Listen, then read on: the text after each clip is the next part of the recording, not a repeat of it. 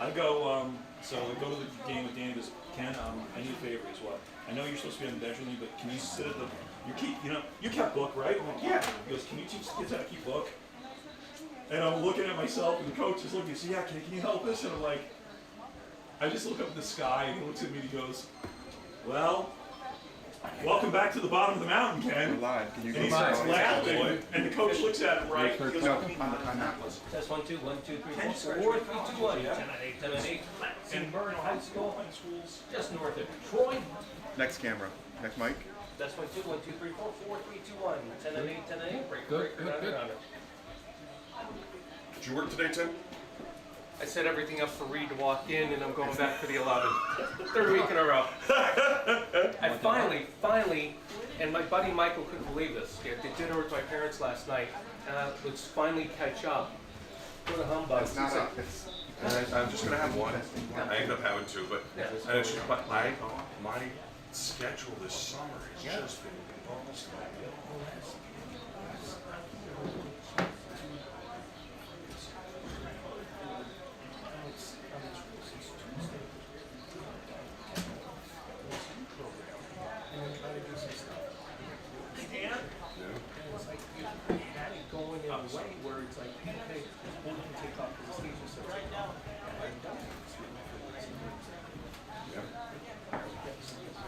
it's been nuts. Hey, Dan? Yeah. Who was the kid we had who played basketball with us? One of our little guard who actually went to be like a scratch golfer and was running Kingswood. Oh, Kelly. Yeah, something Kelly? Yeah. Jason Kelly, or is it? No. Was it No, I can't remember. He was over to Kingswood. Yeah, because his in-laws were running it or something. I can't remember. I remember, yeah. And they're all. Ask for security already? Security's up here already? Look at this. Nice. Yeah! They need you, Minor. 13, switch to number 12. 13 switched for us. Joe. I'm listening. I've got it going right now. 13. Got you. 12. I would have.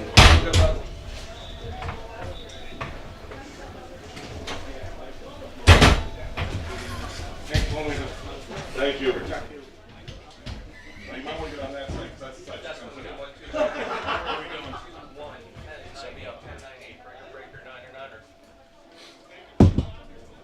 Okay. Put it in your pocket. Let's see if I can attach it to my belt. Yeah, no, really. Hold on, I'll sit in front. Alright, if I need anything, I'll have I feel like it's in the studio. Please protect me. Testing, 1, 2, 1, 2, 3. From Lansingburgh High. What time is it? Oh, 5:48. Wow.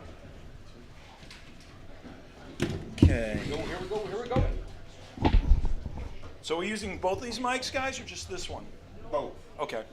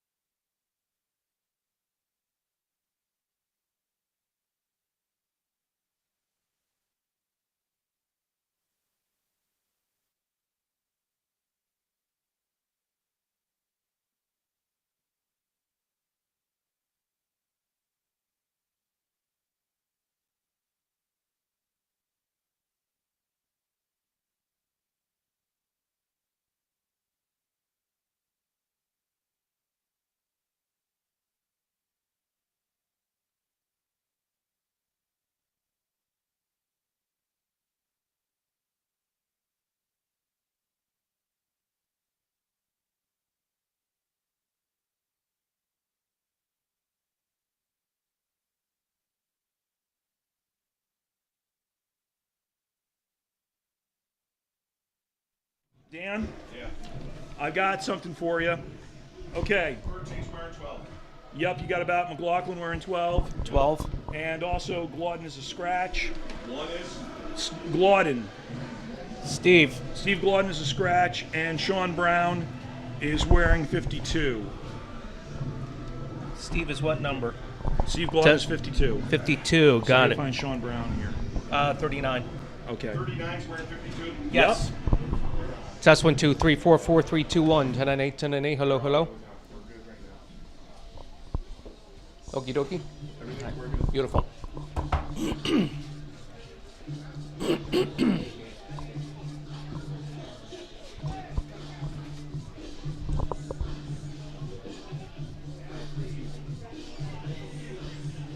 Is this the first ever meeting between these two? Yes.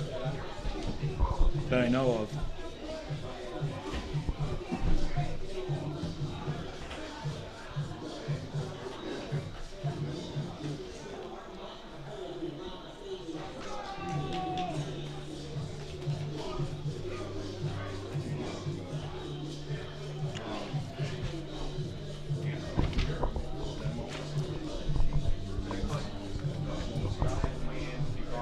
Oh, yeah. Oh, that they've been telling me every week. I'm like, he's right there next to me.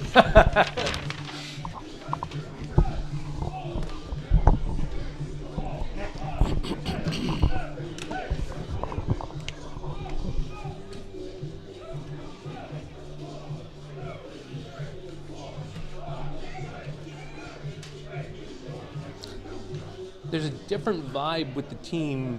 You can see the crescendo the last 3 weeks. Oh, yeah. Just hearing the drill. Yep.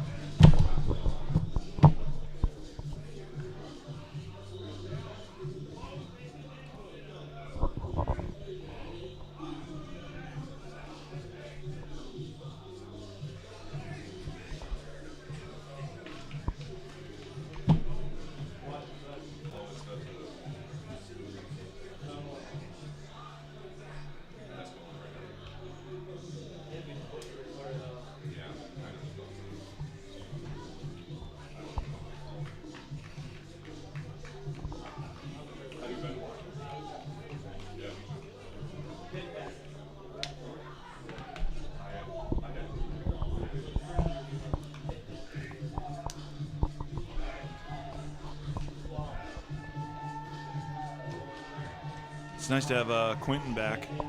It's nice to have Quentin back. Yeah. Now, from Dan was I said, "Is Quentin okay?" He goes, "Yeah, he's actually started a new business." Good for him. I'm like, "Oh, good." I passed him on the sideline, and he caught me before I caught him. He's like, "Hey, man, how you doing?" I'm like, "Yo." I will say this: this was the first time I actually went out and met a coach. You know, I met Mike Branch because of the double numbers and everything. Yeah, yeah. Couldn't be a nicer guy. What's up?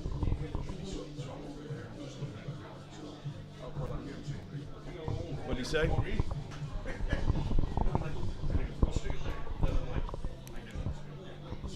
What? Oh, the mics are hot? Oh. I forgot.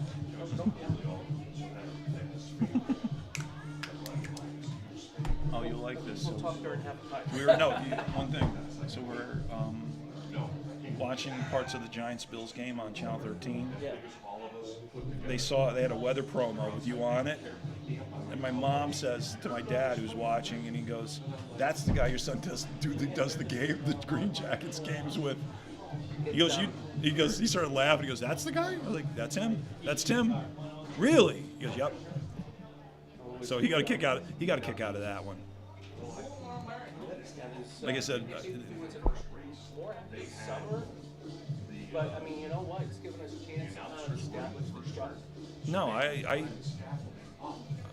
as I say, I love doing it. I says you get a chance to, as I tell people, we know each other because I say this because, you get a rep, you build, when you do high school sports, and this goes to the guys who did it out west in Amsterdam and in the area, you build a reputation, and you may not know them, but they know you know of them, and they know of you, and then they say, and what a lot of them told me was that, geez, we come here, and they say, well, then they find out who you are and where your reputation's built. Yes, exactly. And they say, he goes, those guys, he goes, we know when they're coming because we know these things, and it was like, I remember with dealing with Section 2, Reese Van Idelstein used to, when I had to send the schedule because Spectrum was worried about us interfering. I said, he goes, tell Spectrum one thing. He goes, what's that? He goes, how many AA games do we actually do? Yeah. He goes, well, he goes, it has nothing to do with that, Ken. It's like,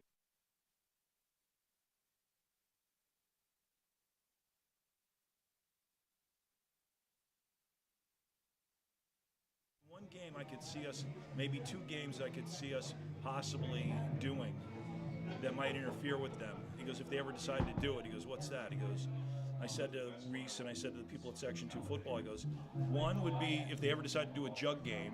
Yeah. He goes, ooh, yeah, that would be one they could consider. And 2, here's the other one for you. Queensbury, at the time it was Queensbury-Burn Hills, which was a big rivalry matchup because. Now that Tom going over and joining Bernsey. Yeah, I saw that. I saw Matt Shell. I love that guy. Thank you. Huh?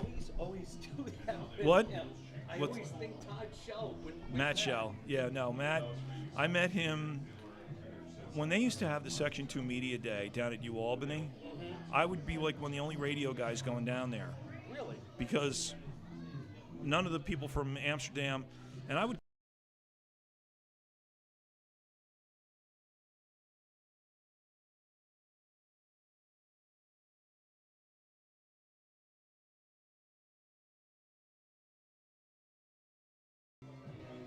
Brought Granville down, Yeah. and I saw them. But so for me, it was getting the vibe from the other coaches. Yep. And Matt Shell was one of the first coaches who ever.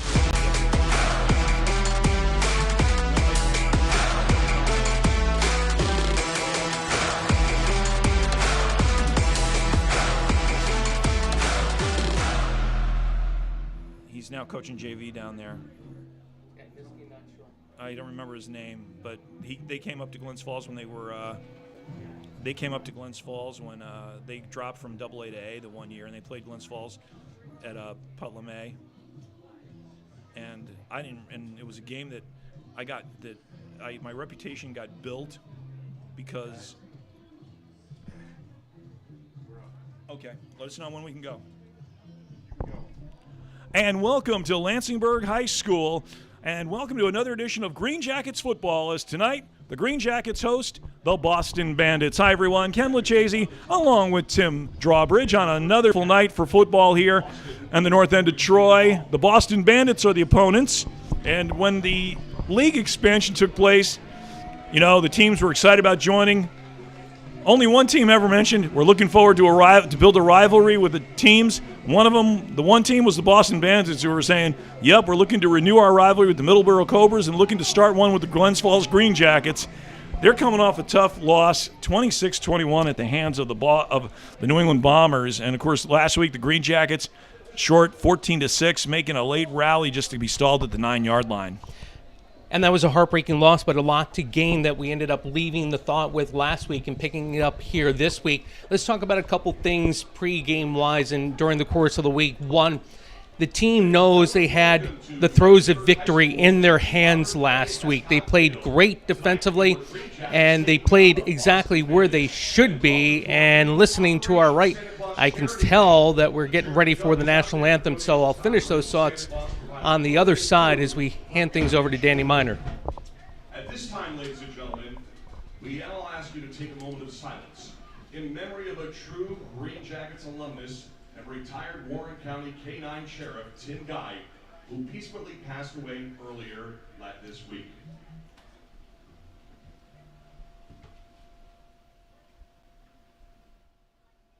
And please remain standing for the playing of our national anthem by.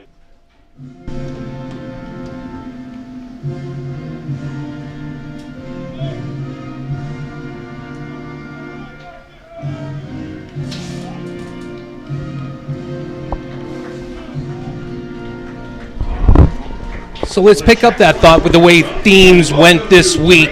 One of those themes was a new rivalry with Boston. And how many times did you mention last week, Kenny, the fact that Middleborough and Glens Falls kind of parallel one another with their history and their tradition and what the areas of discipline they try to kind of implement on both sidelines. No difference here. And as you said during pregame, hey, Kenny, is this the first time Boston and Glens Falls are playing? I believe it is. And guess what? The same thing with Mike Branch talking to him in pregame. 30 years going, high level of football, emphasizing team and that prestige of Bandits football, just like with the Greenjackets. Well, the Greenjackets will be kicking off deep to the Bandits. One of the two deep men is number 2. His name is Jalen Cundiff. And the other one is number 0. That's Markeen Monroe. The Greenjackets wearing their Operation Santa Claus jerseys. How do I describe them? Think about green and gold ugly Christmas sweaters. Ho, ho, ho. With white numbers. So they're very visible for us. And the Bandits in their white jerseys. Blue, let's say not more of a navy, more of a medium blue to describe it, with gold helmets, yellow gold helmets, similar to the Greenjackets, and the Bandit logo, which is like a pirate with a cowboy hat on it, to say the least. The blue is kind of a couple of shades darker than a Queensbury Spartan blue. And here's the kick. Taken by Monroe at his 19, up to the 20. 25, cuts it back inside, and he'll be tackled at the 31. So a 21-yard return for Markeen Monroe, and that'll bring out the quarterback. His name is number 15. His number is number 15. His name is Bernard Davis. And just a quick mention who's in on the tackle. Number 21, Quentin Austin, was down the field quick. Good to see him on the field for the Greenjackets this week. The quarterback, Bernard Davis, ended up getting the start week 4 and moving on. These Boston Bandits lost last week to the New England Bombers.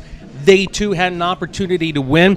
Bernard Davis took the helm. He was at the wide receiver position. And just a decision that Coach Mike Branch felt he really needed to make based on team, and that decision seemingly is paying off. He'll have E.J. Isom in the backfield. He wears number 5. You'll see 2 number 5s on the field, one on offense and one on defense. And we've got ourselves a whistle. Timeout, Glens Falls. And the Greenjackets will take a first time out 7 seconds into the game. It's one of those things, you get ramped up. You don't want any mistakes as well. Okay, sorry, Tim. No, I was just going to finish off the thought with you want to set the right tone, especially on defense. They won the toss and chose to defer, our favorite phrase of the year, to the second half. First weekend of the NFL exhibition season got underway before I was here. I was watching a little bit of the Giants and Bills, which, by the way, if Channel 6 had the game on, every local channel in the area had the game on. Oh, yeah. The station that Tim works for and Channel 10 both had them, as one was showing the Bills feed, the other one was showing the Giants feed. Giants came away, by the way, with a 34-25 win as they kicked off the final year of, well, I'm sorry, it's Ralph Wilson Stadium to me, but we all know it as Highmark. Thank you for saying that. The Ralph. So Bernard Davis set from a pistol formation with A.J. Isom to his right. Greenjackets showing blitz. And the handoff is inside to Isom. He'll take the carry. Bumps off to the 40. He's got some room at the 45, into Greenjackets territory. Up the sidelines he goes to the 30, cuts back at the 25, and that's when he's finally knocked out of bounds at the Greenjackets' 24-yard line. At the end of that big play for Boston, Brian Thomas, give him credit, he didn't take the shake and bait juke moves by the running back, Isom, and used the sideline as kind of a secondary defender, but first level, second level, third level. The number of missed tackles is the reason why Isom ended up busting that play long. And there was a flag on the play. And let's see what it is. Holding on the defense. That is declined. They'll take the yardage. So 1st and 10 for the Bandits at the Greenjackets' 26-yard line. Isom did not play against Glens Falls in the first game this year, and he did not play last week against the New England Bombers when they ended up having 116 yards on the ground on 29 carries. That's a pretty good average. In motion comes Dexter Andrews. Comes back forth along the line of scrimmage.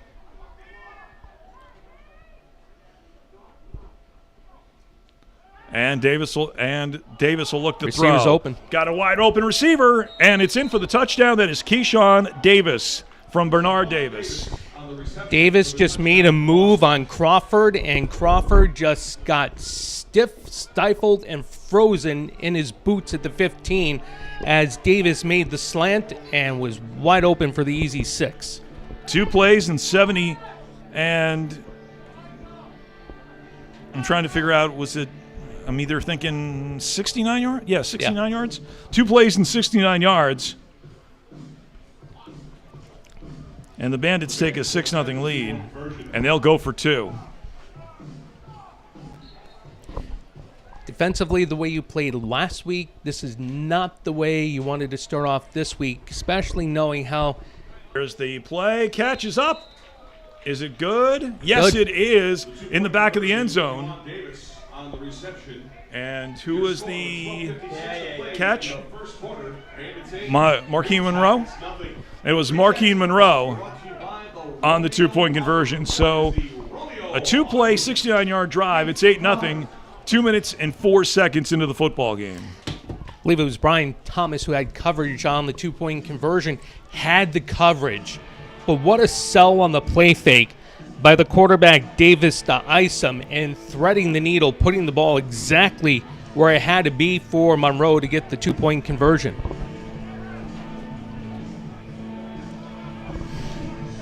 So now the Greenjackets going to go on offense for the first time. Got to pick up where you left off on that last drive last Saturday night here against Middleborough. Back deep for the Greenjackets. I'm thinking that's Brandon McAllister, number 26, one of the 2-1. He's to the far side of the field. Trying to get the other number to the near side. And getting ready to kick it off for the Bandits will be, as we are waiting to see the numbers, as he is...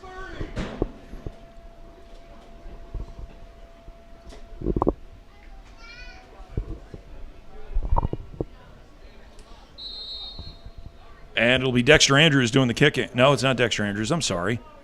Here is the kick. Short end over end. Going to be taken at the 25, up to the 30, 35, down the sideline to go, 40. Knocked out of bounds at the 44-yard line.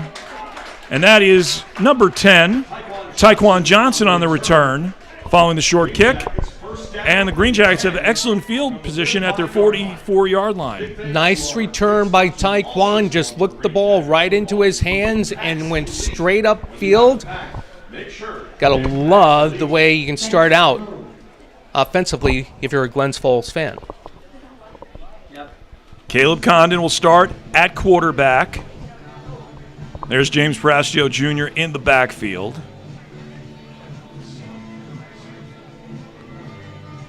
Well, nice. It's nice to have Quentin Austin back playing this week. He's out there as well. And Prastio Jr. will come out for this play. Thought for a minute there he had his helmet off. I was wondering if he was an issue with the helmet, but he's not going to start the series. Instead, it will be Quentin Austin in the backfield. 2 wide receivers split out to either side of the field. And Prastio Jr. has been the bell cow in the backfield this season. Great to see Quentin back on the right side of Condon. Showing run. Here they come. And fake handoff inside to Quentin Austin. Ball is loose on the ground. I believe the Greenjackets got it, but they're saying it belongs to Boston, but there's a flag on the play as well. And that's the rust. That's the rust that you saw right there on that first handoff from Caleb Condon to Quentin Austin. Practice speed is different than game speed, and being able to get in there right away, especially with Boston showing blitz on first down, and they were coming. So now it will be 1st and 10 at the Greenjacket 42. We are 2 minutes and 17 seconds in. 8-0 is your score, with the Bandits leading after taking the opening kickoff 2 plays and 69 yards. Not enough players on the field for Glens Falls. 1, 2, 3, 4, 5, 6, 7, 8, 9. They need 1 or 2 more players out there.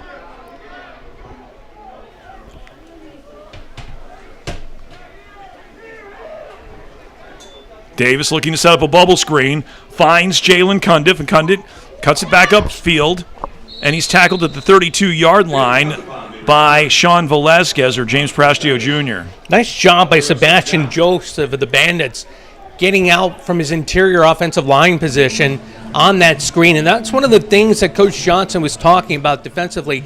They had to stop. They had to stop the quick ball movement to the outside on these screens to prevent Boston from getting into a rhythm and yardage. Yep.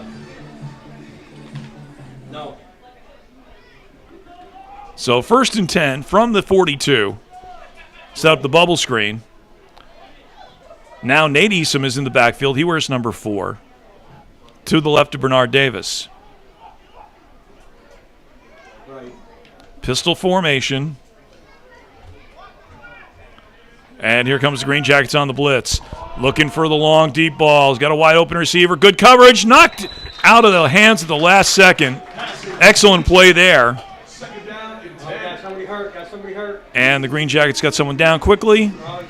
And he's up and going. I believe that was Brandon McAllister on the coverage. It was McAllister, and it was great coverage, too. I'm very happy they didn't throw the flag on that one because it was kind of simultaneous contact trying to go for the ball, and it was a good football play by McAllister. 2nd and 10 from the Green Jackets' 32-yard line.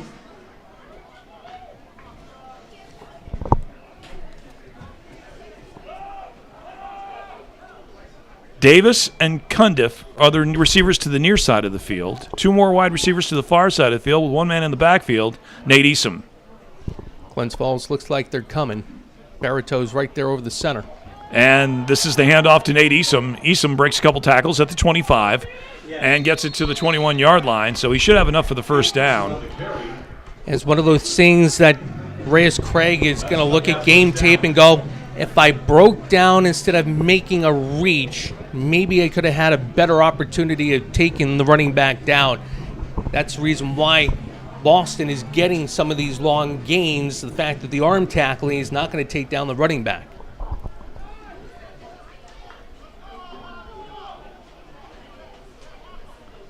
First and 10. Lone man in the backfield is Nate Easom. 2 wide receivers split out to either side of the field. And the other reason they're getting the long gains, Boston obviously did their homework with the film work. And here's the inside handoff again to Nate Easom, and Easom gets a short gain. We got a flag on the play. Flag on the play. Gonna be on us. We got Barreto in there. Call against Boston. Move them back. I believe we also saw Jake Gregory get in there too. And the flag on the play is a hold against the offense, so that'll move it back 10. As Boston going from left to right on your TV screen towards the gym end of the school, the scoreboard end, as we like to say. And the Green Jackets going from right to left.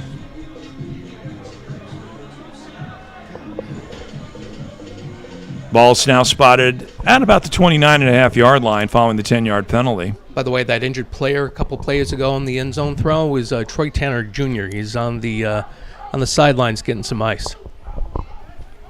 It'll definitely be a hydration day. There is no wind whatsoever. Temperatures in the mid-80s at game time. Nice sunny day. The flag is limp as ever here. And now Davis looking to throw. It's got a wide open receiver. What a catch. Is that caught? And it is good, and that is Jalen Cundiff. 29-yard touchdown reception. Time of the touchdown, 5:30. Cundiff, similar route as before, started breaking in toward the seam, and a good read by Davis with delivering the ball right where you had to, and then kind of just bringing that ball in like a baby going down to the ground and making sure it didn't touch the turf. They'll go for 2. So Bernard Davis with a 26-yard touchdown pass and a 29-yard touchdown pass following the fumble on the Green Jackets' first possession of the football game on the first play. So it's 14-0 Bandits. And again, they'll go for 2. Yep. Boston will attempt a 2-point conversion. So on that first play, they had a double B-gap blitz. And here is the 2-point attempt. I think it was a direct snap to Marquine Monroe. He is stopped. So the 2-point conversion is no good. It's now 14-0. 2-point conversion, no good. Jake Gregory came bolting in, and it was almost like the Green Jackets knew what play was going to get called, and Gregory was the first one to get the running back down. And we've got a player down for the Greenjackets in the end zone. While we get a chance, other games going on. No, that's not me. Okay, other games going on today in the New England Football League. The early game that got underway at 5 p.m., the Metro West Golden Badgers taking on the Rhode Island Riptide. That's at the Daily Field Athletics Complex in Boston. Also at 6 o'clock tonight, the Middleborough Cobras at Bettis Field hosting the Mill City Eagles, the last two opponents the Greenjackets had. Also at 6 o'clock tonight, the Haverhill Hitmen hosting the Middlesex County Longhorns at Veterans Memorial Stadium in Lawrence. 7 o'clock tonight, the New England Bombers hosting the Granite State Destroyers at Braintree High School. That's where the Greenjackets will be next Saturday night. And also at 7 o'clock tonight, the New London County Silverbacks hosting the New England Black Panthers, that at New London High School in Connecticut. And at Tucker Field in Cumberland, Rhode Island, the Rhode Island Raptors will host the unbeaten Windsor Flyers. Tomorrow at Burlington High School, the Vermont Ravens taking on the Mass Warriors. It was Todd Barito, who was the Green Jacket down after the 2-point conversion, got up and walked off the field, so good sign there. Getting ready to kick it off. Nice little bouncer, and it'll be picked up at the 22-yard line and tackled there after no gain. The kick, by the way, was by number 38, Aleem Clemens. So 1st and 10 for the Green Jackets. They'll take over at their 21-yard line, follow the short return.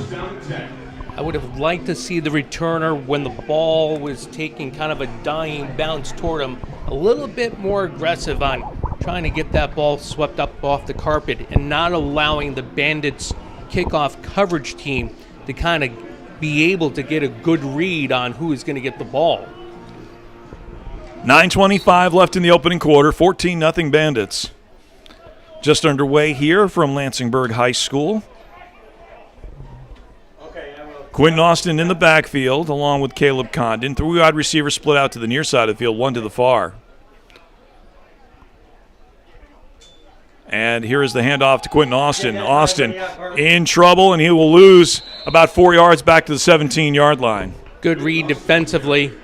The defensive end ended up holding the block of Wiggins, just standing him straight up, and was watching the play come right to him. Was able to shed Wiggins and get in on the tackle.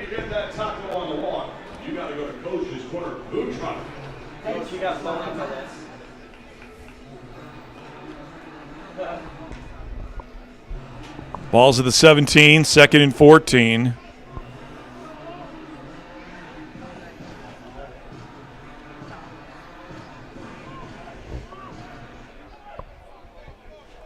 Dylan Alicia being told where to go by Caleb Condon as he's setting up the We gotta go, hurry up, he's got 5. setting up the play. Showing blitz again.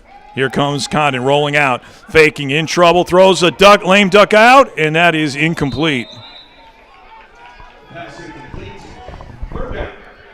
Dobson and Flores getting in there. They brought the extra man. And even with 5-on-5, not able to hold the blocks long enough, Matt Condon didn't have enough time in the pocket. 3rd down 14 for the Greenjackets. Trying to scan the sideline quickly. Caleb. And Prastio was also on the trainer's table pregame. Looks like he's on the sideline. He wants to go in, but the question is, can he? I know he's been playing defense, so here's the 3rd and 14. Fake the handoff. It's inside to Quentin Austin. Austin will cross the 20. Back to the original line of scrimmage. He's tackled there by number 18, Chris Flores. A nice, tenacious run by Austin, who you could just see it, body language. He was going to be a man running through the middle and looked like he may have taken one too many hits on that play. He was slow to get off the ground out of the huddle. Yeah, it looks like he was twisted. He got twisted up in the wash and the tackle at the back of the line of scrimmage. They'll bring up a 4th down.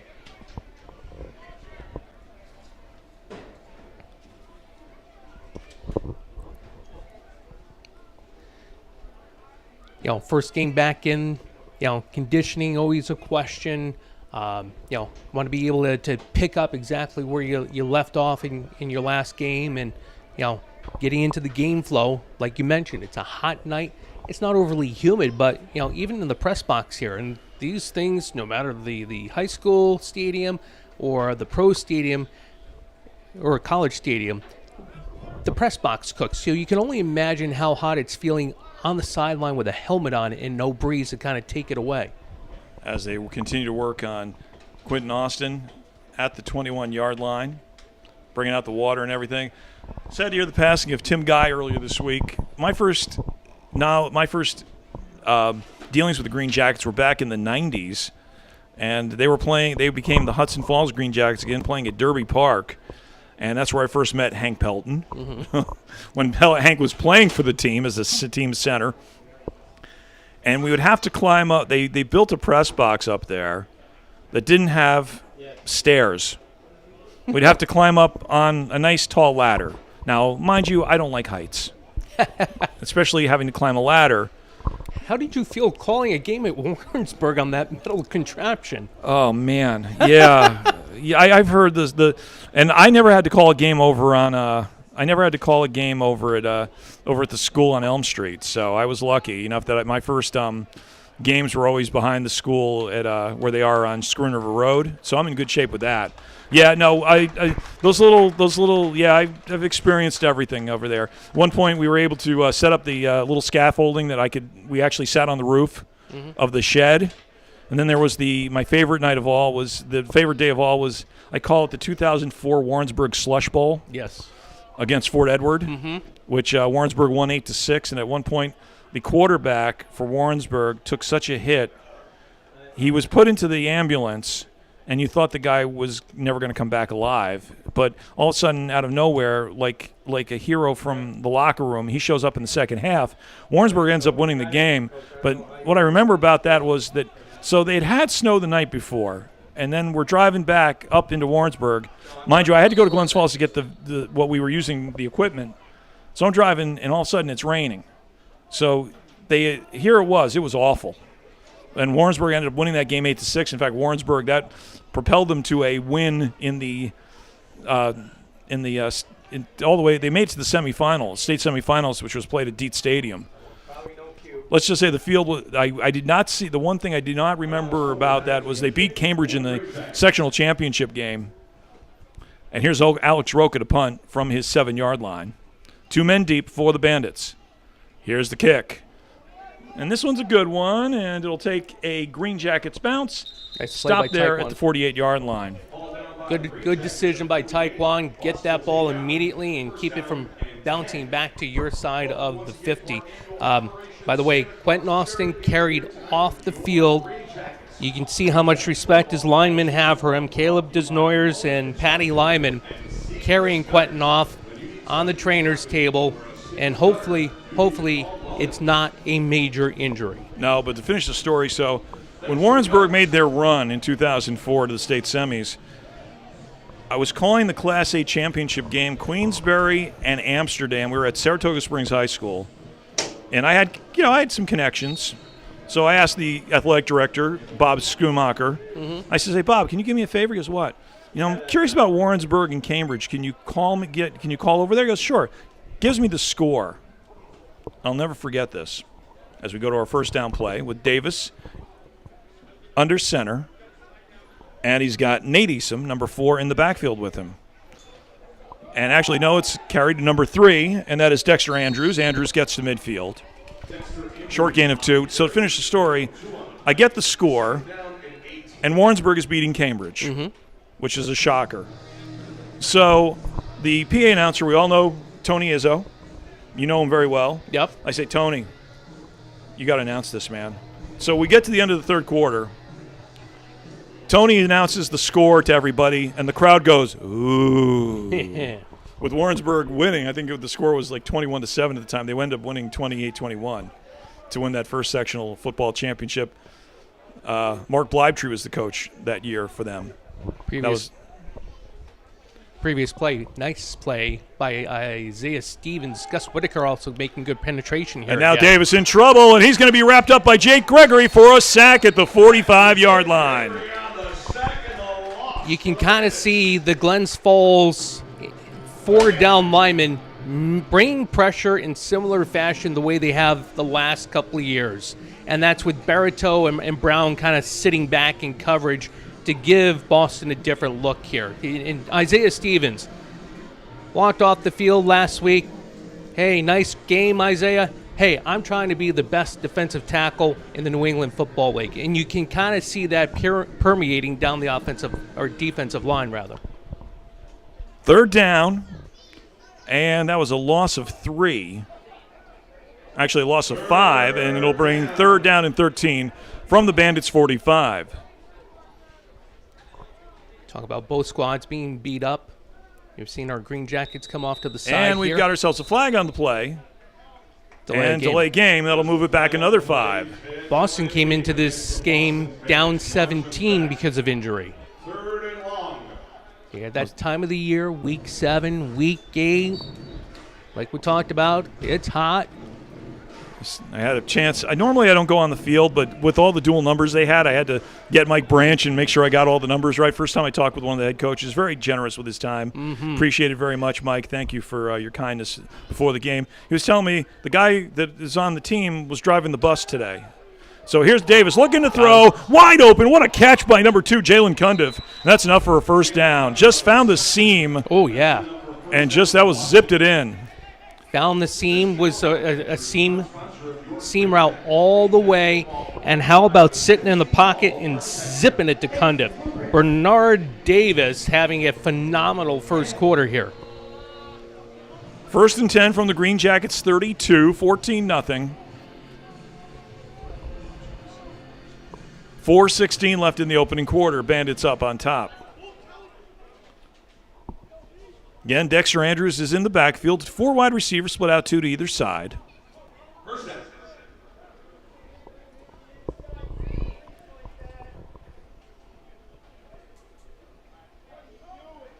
Fake the handoff, set the bubble screen. And that is number 0, Marquine Monroe, for a short gain of 2. Marquine Monroe on the reception. Pickup of 2 on the play. 2nd down. Nice tackle over on that far side in open space, being able to keep Monroe for the short gain.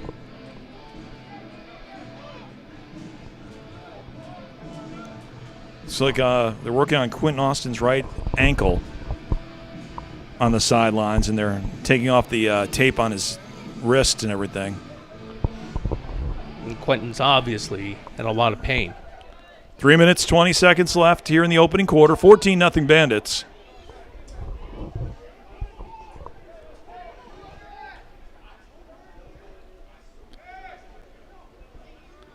And Davis will look to throw. Got him. Fighting over the middle. Got a receiver. Caught at the 1-yard line.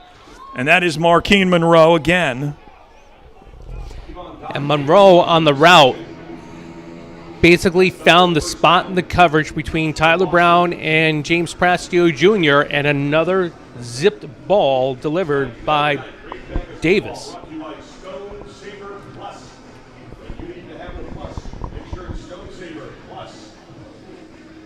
So 1st and goal at the 1.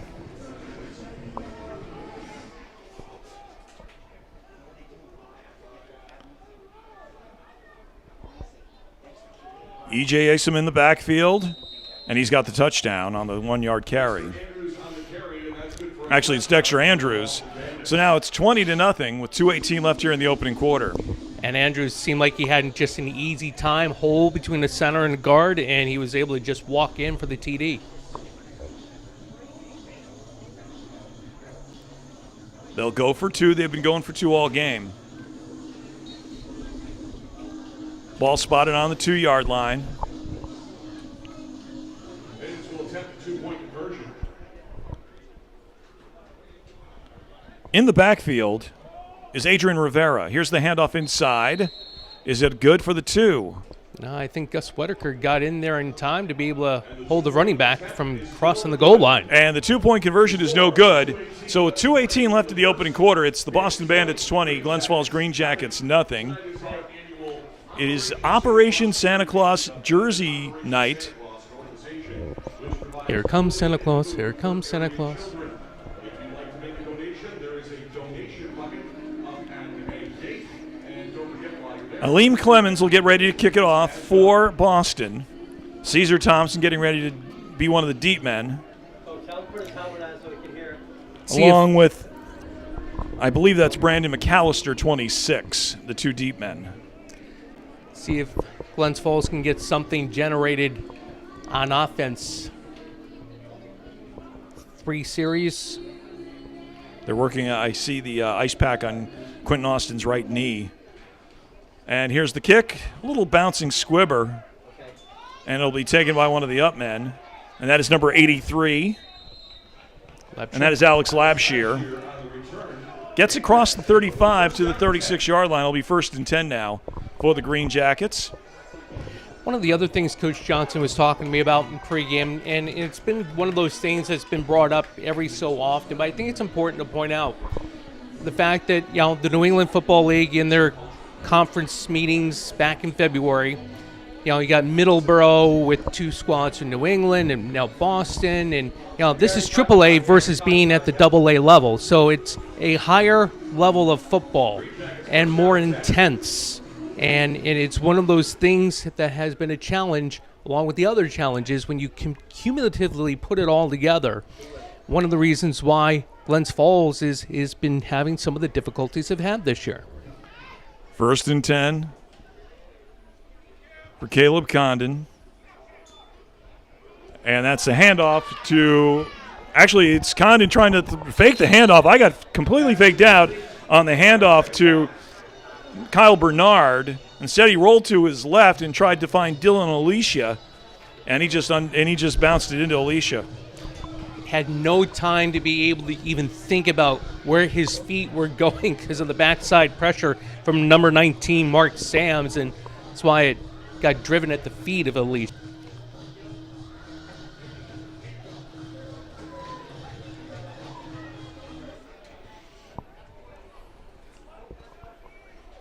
So 2nd and 10.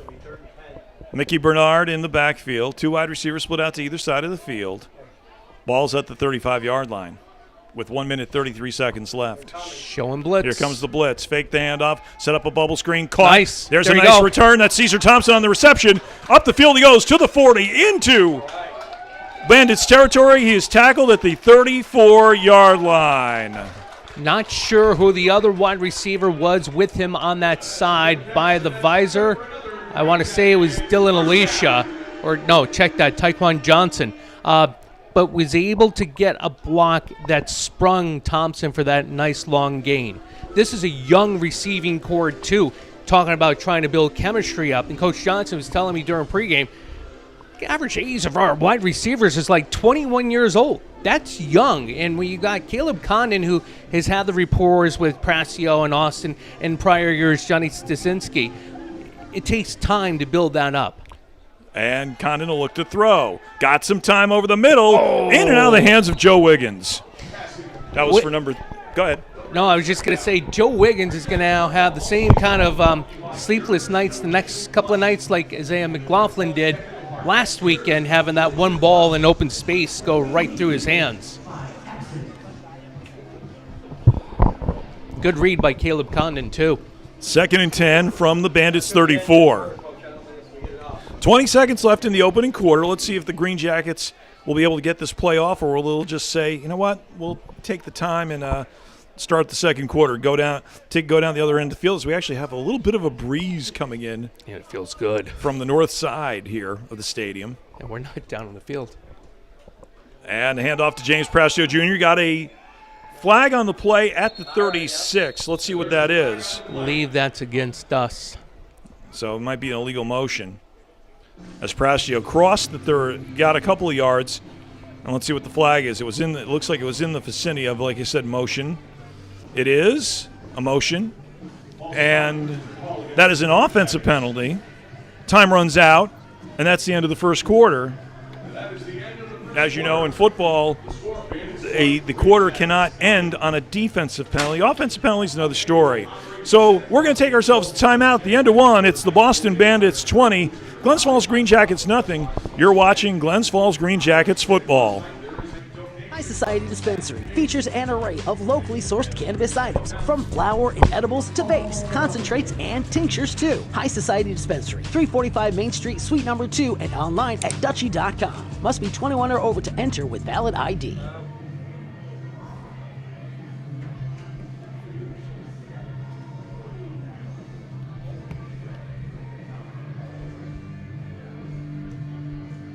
Just gonna have to keep cutting them, that's all, Coach. No, it should be second and 15. Should be second, yes. Should be second. How's it third down? Oh, they declined it? Okay. All right. It's third down and 10. So third and 10 then. And welcome back to Lansingburgh High School as we were set for start of second quarter. By the way, it is third down and 9 as the Bandits decline the illegal motion penalty. 2 men in the backfield for the Greenjackets next to Caleb Condon. That's an inside handoff to James Prascio Jr. And Prascio Jr. tackled by number 47, Nate DeRolis. And DeRolis just came right off the edge, read the play perfectly, and was able to get Prascio in the backfield. We thank you, New York State Army National Guard. So 4th and 10. And let's see if they bring out Alex Roca to attempt a field goal, which would be 47 yards from the spot as they head into the school end of the field here as the Greenjackets going from left to right to start the second quarter. Alex is on the sidelines. They're obviously going to go for it, down 3 scores.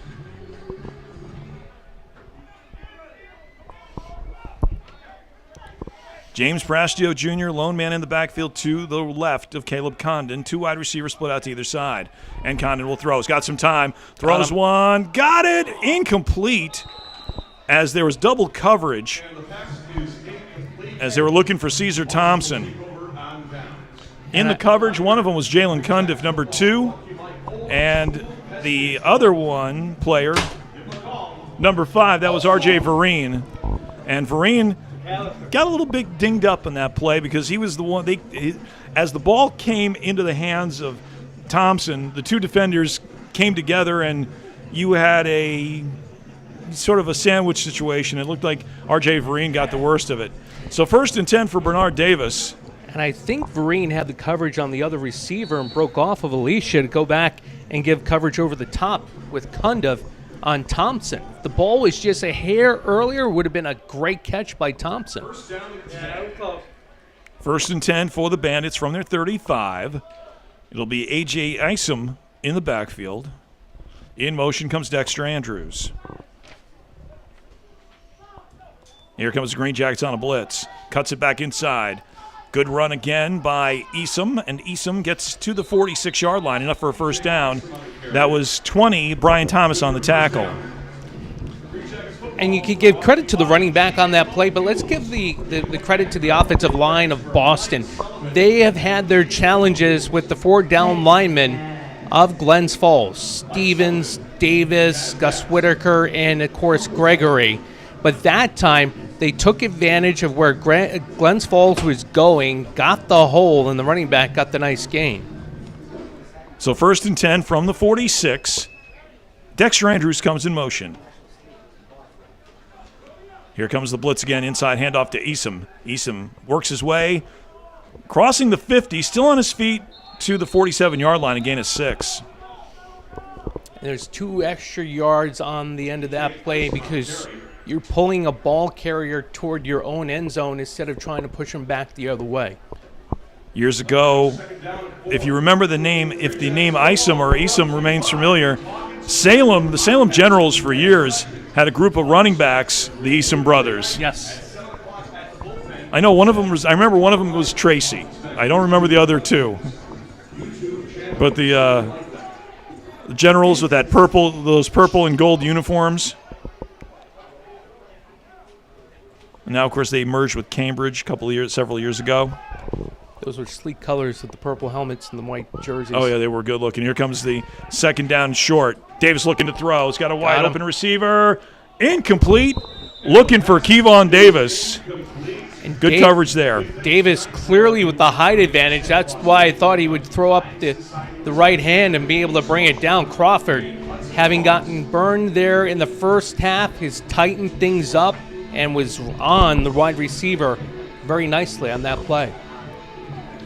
Where Davis has been successful is the middle of the field. Oh, yeah.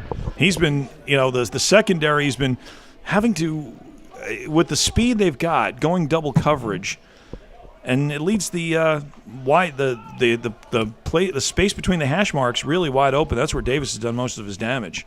So 3rd down and 4. Inside slot receivers, they're playing off. From the Greenjackets, and Davis looking to throw. Coming with the blitz. And here comes the blitz. Maldonado on the edge. Throws one over the middle. It is too high. Incomplete for Jalen Cundiff. That'll bring up a 4th down and 4. Good coverage. Reyes Craig and Brian Thomas. Check that, Crawford and Thomas. You're not punting, Coach. No scores to report yet. As we said, the first game of the week tonight got underway at 5 o'clock. So, if anything, they might be close to halftime of that first game of the day. We had 3 games getting underway at 6 and 4 more at 7. And they'll have one tomorrow, which will be taking place up in Burlington, Vermont, where the Ravens will be playing. So 4th and 4, and there will be a timeout on the field, and that is taken by the Boston Bandits, their first timeout of the half. Don't know if the play was intended for Cundiff, but he clearly was frustrated by the fact that the timeout was called, or maybe he saw the defensive alignment and knew he had another opportunity down the seam.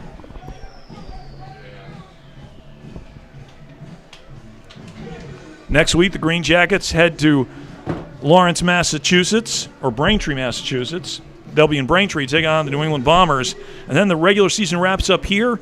2 weeks on the 23rd, Travers Day, and the Granite State Destroyers, who earlier in the year, we had a tie. That was the 10-10 tie at St. Anselm's College in Manchester, New Hampshire. You know, both teams are going to want a rematch. Glens Falls feels like they should have had the victory last week. Definitely feel like they should have had the victory in that game.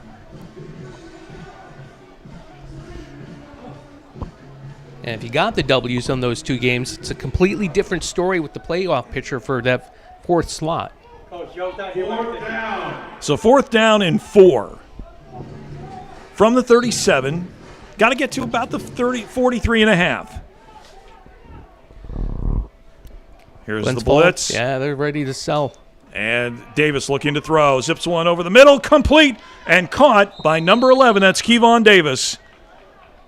And that's 28 or 26, I believe. Is it McAllister? No, you had it right, 28. Well, no, can't be 28. Queen Monroe on the catch. That's good enough for a 1st down for Boston. No, I think it's 26. I think it was McAllister. No, there's McAllister on the field. So I'm trying to figure out who 28 is.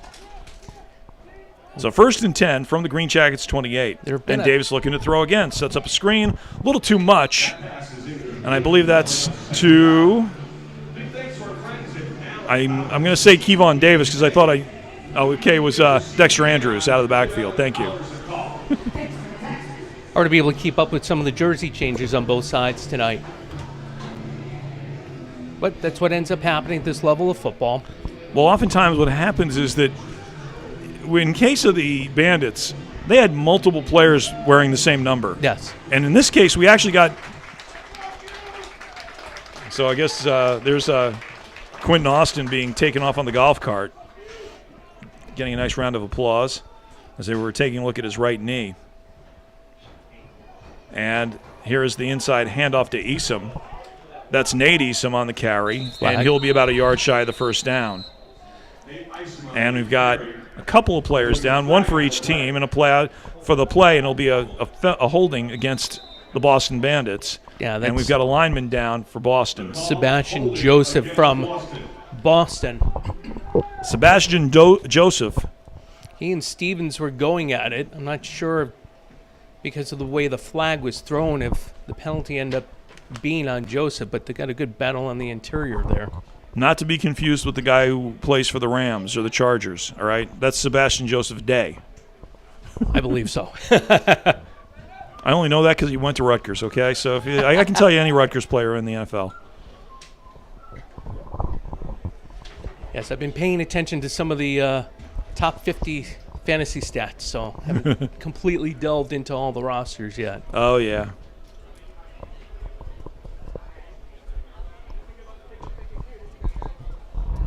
So they're taking a look at him as the both the Greenjackets and Bandits training staff take a look at everything. 9:45 left till halftime.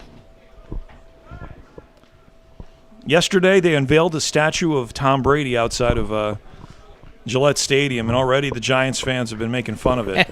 Have you seen? Yeah, I've seen multiple ones with it. And then let's see, there's the one where they put the number 10 over his one, and then there was the second one which had a statue of Brady, and then there was like a 10-foot taller statue behind him of another Brady's father.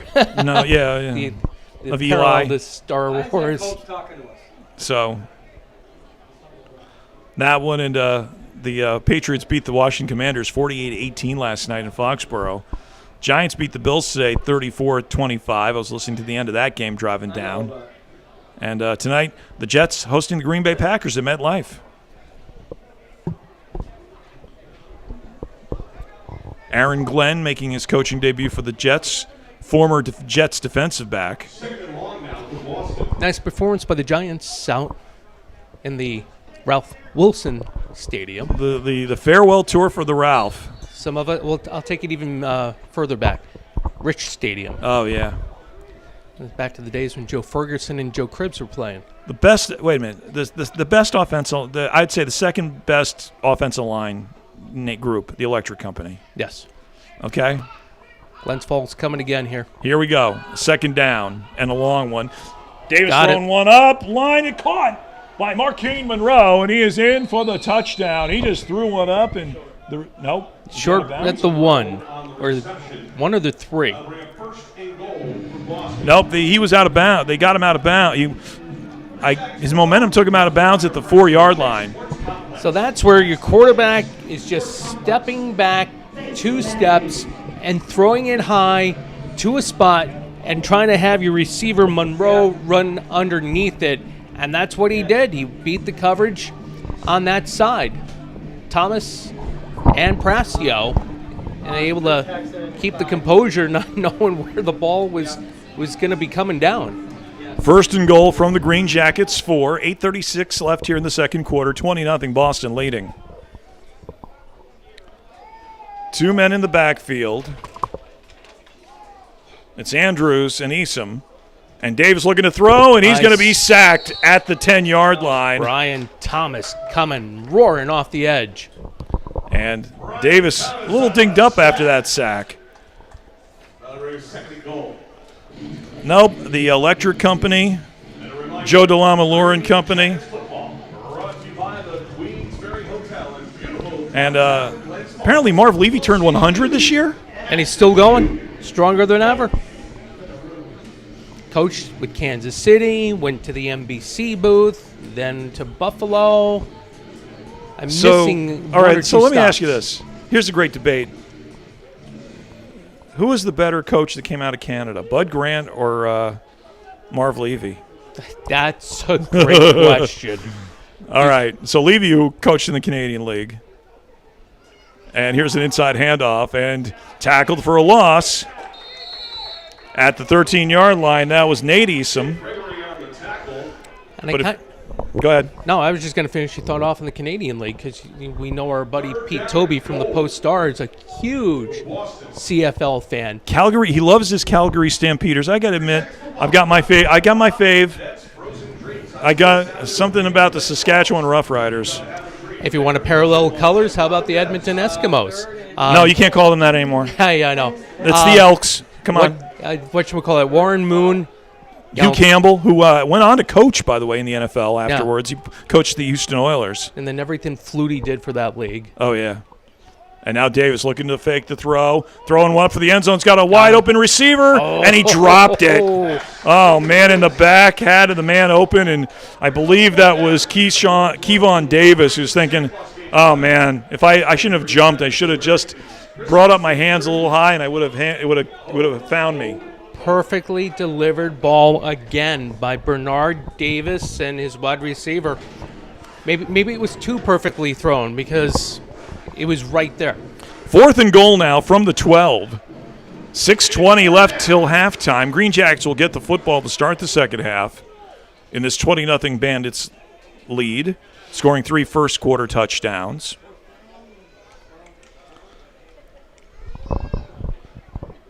Got 3 wide receivers split to the far side of the field. That's Andrews, Cundiff, and Kevon Davis. Now in motion comes Mark Queen, and it's hands off to McQueen. McQueen looking to throw an option, and that one, no one was there. Because what happened was Nate Easom thinking he was going to have to block, and instead it turned out to be an option, and yeah, there was nobody there. I think he was also coming back because his quote-unquote quarterback, the passer, was in trouble. So he was actually, I think, doing the right thing, but passer in the play on the run-pass option just threw it way too high, thinking the running back, or the receiver, rather, was going to go back to the corner of the end zone. Nope, Pete Tobey, the biggest Calgary Stampeder fan I know, unless there are Doug Flutie fans out there who will debate me on that one. You know, the NFL talks about, going worldwide, this, that, and the other thing, and I know the CFL has its niche, but wouldn't it be fantastic to kind of see the CFL, if the NFL continues to bring in expansion thoughts? And here's the first down play for the Greenjackets. I saw and you, nothing. No gain on the play. Saw you shake your head no. I could hear Pete Tobey saying no, too. Well, I think that, remember, the CFL once tried to expand in the U.S., and it really didn't work out because, one, the big key was that the United States didn't have the stadiums to suit the CFL end zones, which are like 25 yards deep, right? Yeah. So you couldn't do that. And also, the field's wider. It's like soccer field wide. Mm-hmm. So that doesn't help. And then trying to also understand the differences and the nuances in the CFL game. With the 12 men on the field, the 3 downs and everything, the single for not returning a kick. Yeah. And now here's a handoff. I believe that's James. Ball's loose on the ground. And do the Bandits have it for their second recovered fumble? I think the question is, did Bernard's knee hit the ground? See it in time, but obviously it's going to go the way of Boston. In fact, in the Giants-Bills game, the Bills had scored a touchdown with 37 seconds left, and they talk about the new rules and the new technology. Mm-hmm. They went to the new technology and found out that the touchdown did not happen because the knee came down before the ball crossed the plane of the goal line.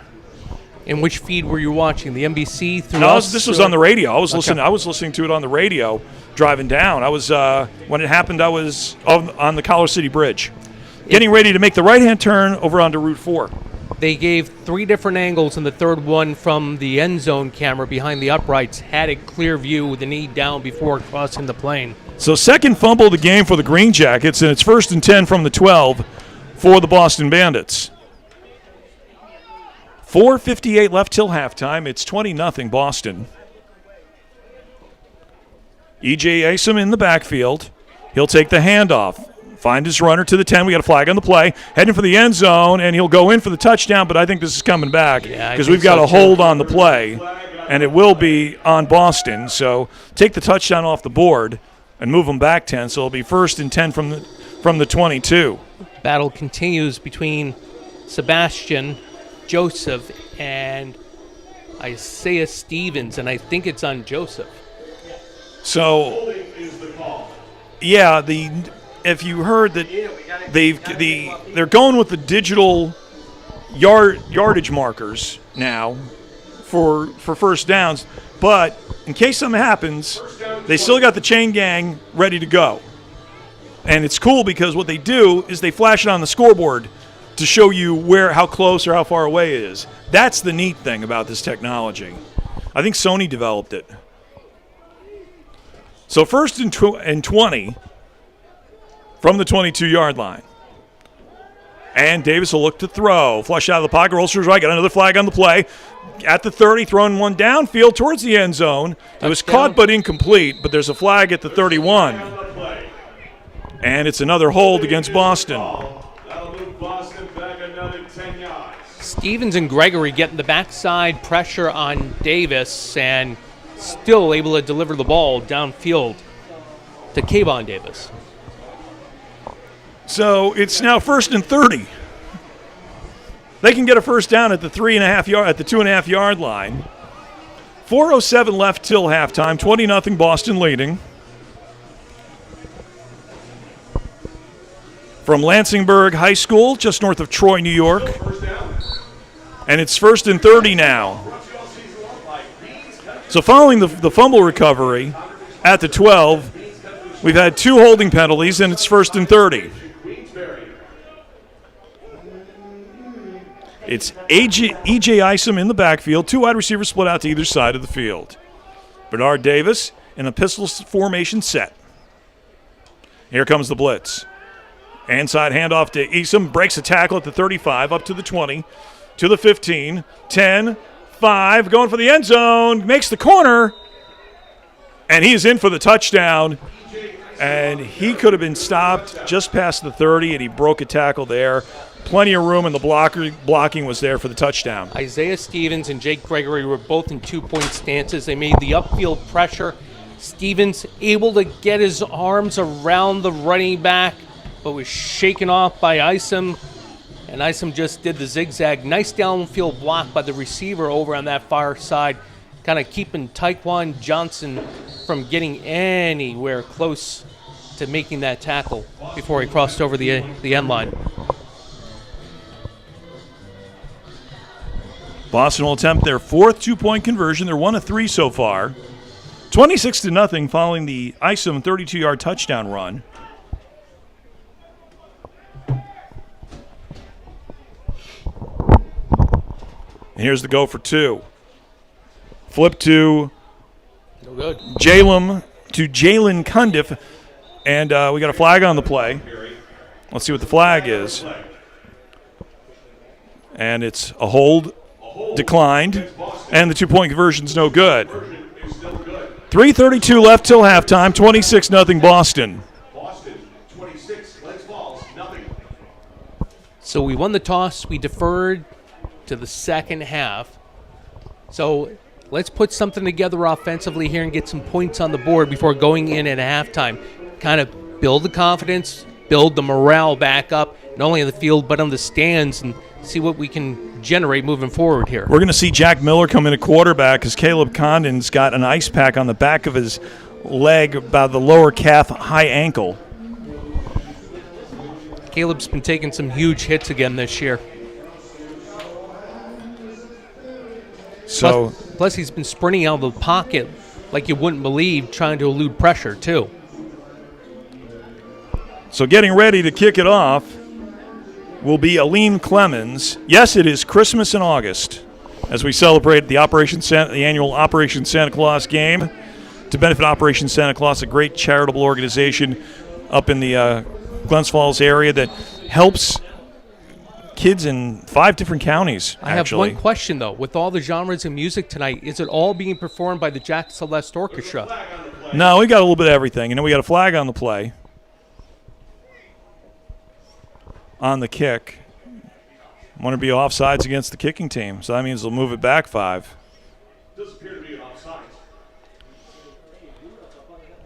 And we'd like to thank Rudolph for stopping by tonight. So Liam Clemens will kick it off again. Got a few more months to get in shape and get that big red nose shining so bright. Maybe we'll see you later on tonight. He did look over here. Thank you, Rudolph. Ho, ho, ho.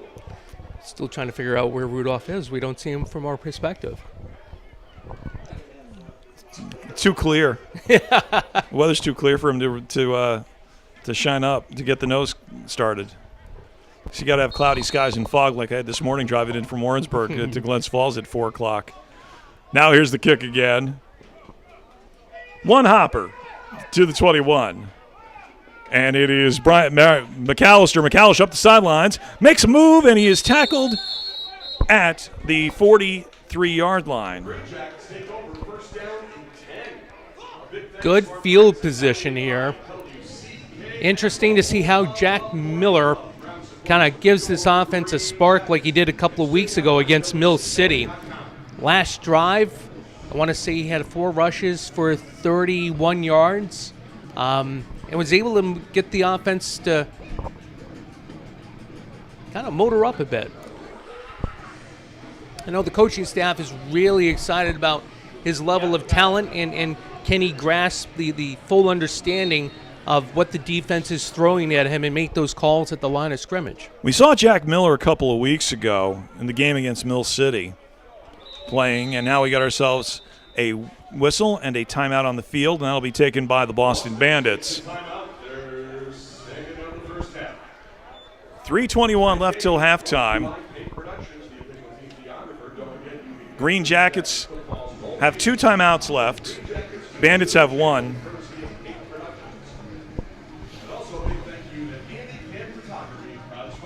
You see the defense coming off the field after Boston's last series, and they look gassed. This offense is got to try to inject something into this team right now with some excitement. So the defense, when they do eventually get back on the field, is going to want to pin their ears back and get after the quarterback. You want to see a sustained drive in something because there's 2 types of tired. There's offensive tired and there's defensive tired. Oh, yeah.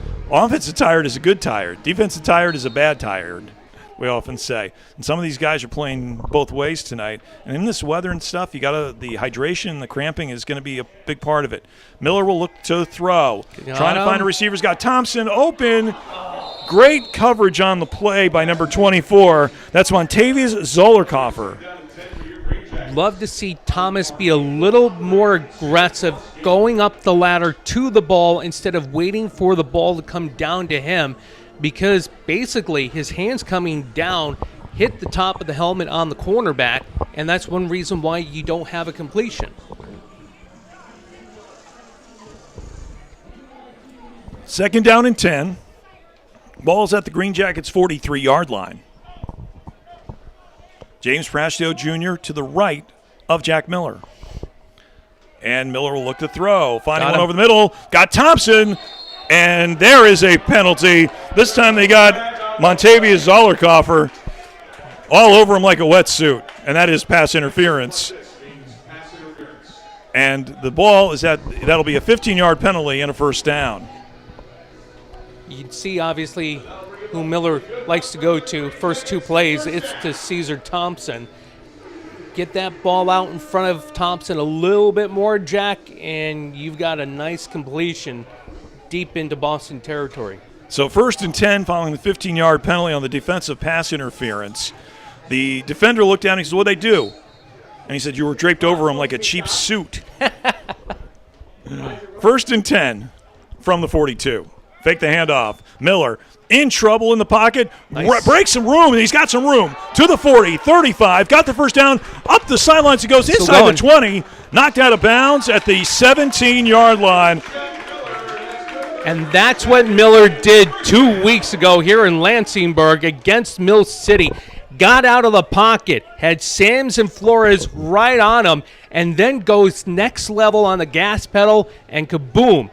Leaves those 2 in the dust and zigzagging down the sideline. So 1st and 10. And they had him spotted at the 15-yard line. So 27 yards on the run by Jack Miller, who looked like he was ready to throw. The pocket collapsed. Found the hole to the left and then was off and running to the races. 2 men in the backfield, McAllister and Prastio. And Miller looking to throw. Got a receiver. What a play. And that is a touchdown. He zipped it in there. And that is a beautiful play where no one can catch it. And I believe, let's see who made the catch. Wiggins. That was Joe Wiggins on the reception. And with 2:16, the Greenjackets are on the board, 26-6. And throwing in an area where Alicia had broken into the deep zone of Boston. He vacates the area. Wiggins comes in, and the ball delivered very nicely by Miller and Wiggins does the wiggling to get in the end zone. Joe Wiggins on the TD reception.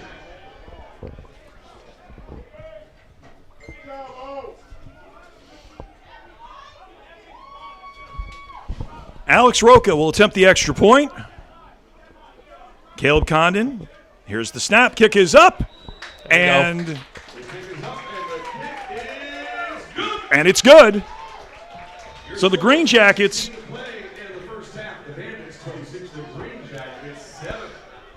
get on the board. It's now 26-7 with 2:16 left till halftime. And Wiggins, in the first battle against Boston, out their home field, had one catch for 42 yards. I think he'll take this one, resulting in 6. So now with 2:16 left, and maybe it'll be a greedy statement to come out with, but I'm still going to say it. Get 3 and out by your defense. You've got 2 timeouts still left, and try to get something. You know you got a kicker with Roca who has a leg. And that way you got the lead down to 16 going into halftime with the ball coming out in the second half. Greenjackets with 2 timeouts left. That was Jack Miller made that drive. Oh, absolutely. Started with the reception to Caesar Thompson, and then finding his legs, finding that seam in the backfield to avoid the sack and get the wide open field, took the far side of the field towards the Bandits sideline, and then was able to zip one in to Joe Wiggins at the 3-yard line, and Wiggins just carried his momentum in for the touchdown. And you can see Condon, on the sideline. He's got the ice on his ankle. He may not be playing quarterback, but he's still going to do the holding for the extra points. Yes. And that's a huge thing. And here, let's see what Roca does. Roca will kick it off. Deep kick. Beautiful kick. This is going to take Cundiff deep to his 7-yard line. Up to the 20, 25, to the 30. He's got some tackles. He's got some rooms up the middle. He's got one man to beat. Gregory forces him to stop, but guess what? They're going to catch him from behind, and they finally do at the 32-yard line. And let's see, do we have a flag on the play, or there's just whistles? And there's a flag on the play. Let's see where it is. Alex Labshire is going to look at game tape and go, how did I miss that tackle? Well, there is a flag on the play against Boston. And let's see what we got here. It's a face mask. That would be against us. And let's see. Tack this on. Oh, it will be against Glens Falls instead. And so add 15 yards on the face mask.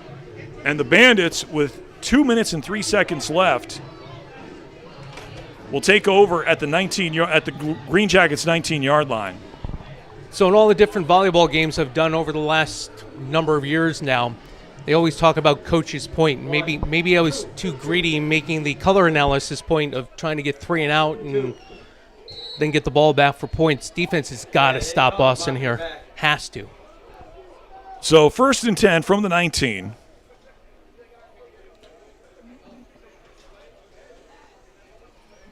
Showing blitz. And movement, and that's going to be 5 yards. Yeah. As it was Bernard Davison with Dexter Andrews in the backfield.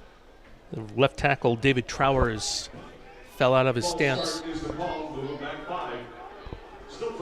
And yet the clock has not started yet. Guess what? The clock's going to stop for the 2-minute timeout. Of course, the clock stops on the change of possession. So in essence, the Bandits get a free and we got ourselves a whistle. Timeout, Glens Falls. And the Greenjackets will use a timeout. And they've got one left as well. So each team with one timeout left as we still approach the 2-minute timeout. 1st and 15.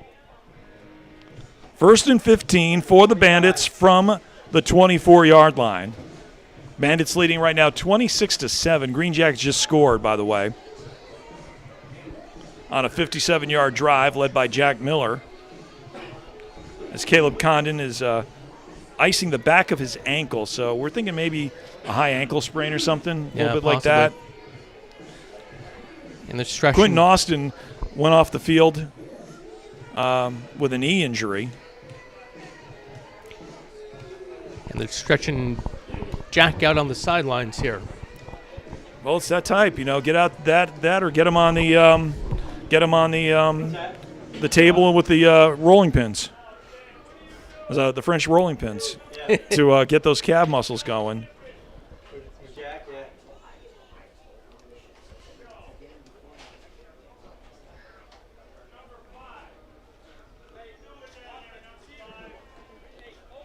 So there we go.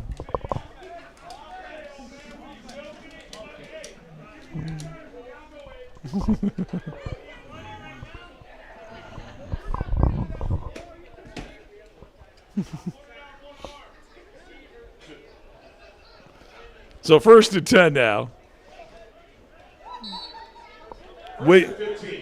Andrews is in the backfield with Bernard Davis. 2 wide receivers split out to either side of the field. And Davis will look to throw. Here comes the blitz. Got a wide receiver open. Caught for the touchdown. And that's Kevon Davis, his second of the game. Coverage completely blown on that side. Don't know who is supposed to take the wide out. Davis, as Crawford and Brown both kind of looking at one another. And Davis, nothing but open real estate for the easy 6.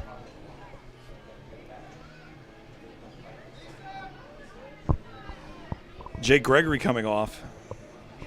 He got a hit on Davis as he released the football. Let's see what's going on here. So it's now 32-7, and we've reached the 2-minute timeout. But first we'll have a 2-point conversion attempt by the Bandits. Now they're looking at Gregory's upper body, around the shoulder area.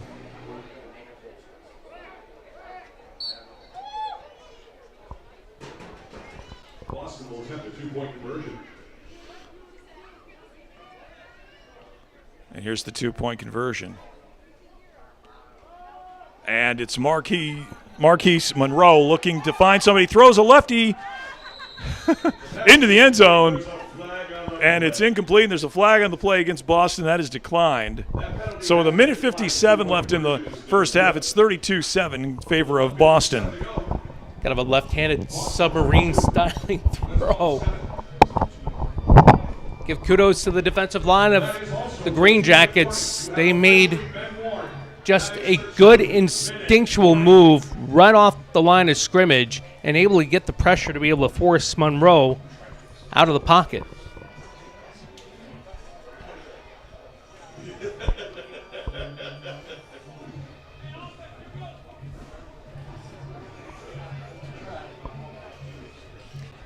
You see Jack Miller, he's up.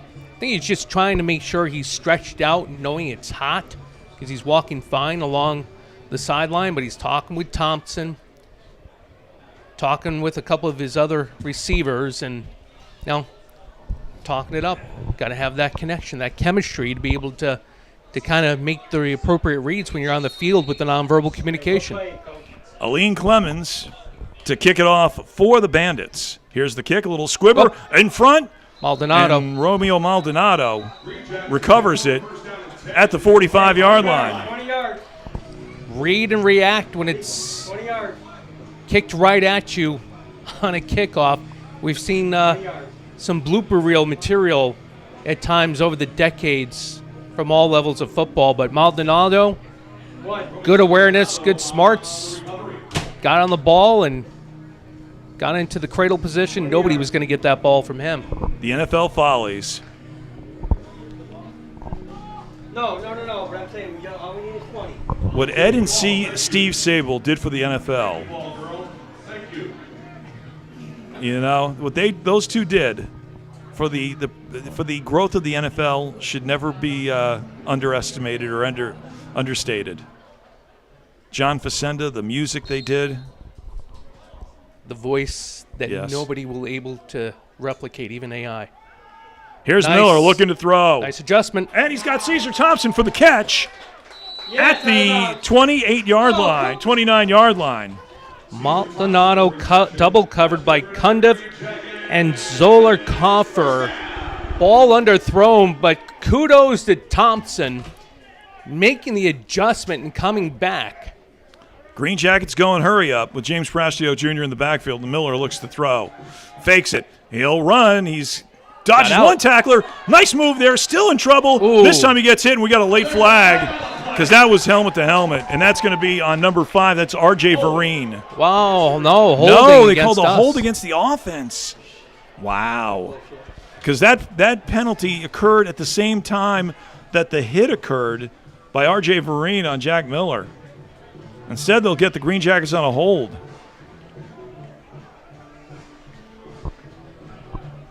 And let's see what they'll do here. Holding. Penalties declined. So it'll bring up a second down with 1:21. Yeah, but on that play, Miller showing his escapability, his kind of airs of Houdini getting out of that tackle and before taking that big hit by Isom. Now looking to throw again, Miller. Nice. A little too far on that one. Looking for Dylan Alicia. I like it, though, because it was quickly delivered to Alicia. The underneath route just had to be out a little bit further in front for Alicia to have a better angle because it was good coverage by Boston. We need 2 yards, 2 yards. 3rd and 10 from the 32 with 1:15 left till halftime. 32-7, Bandits leading.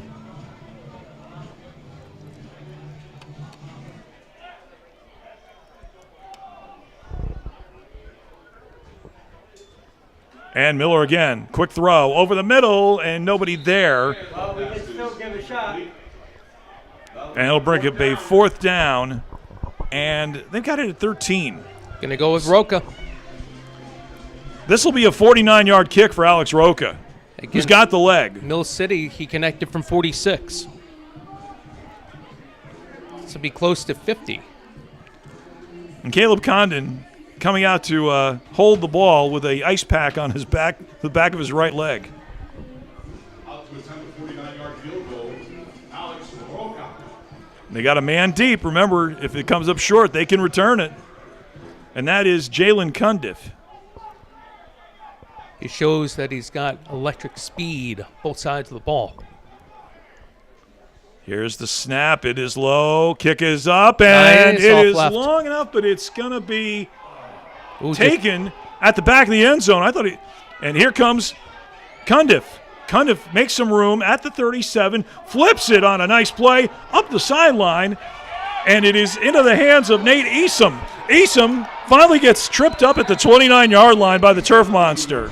Gotta hate when the Turf Monster gets you down.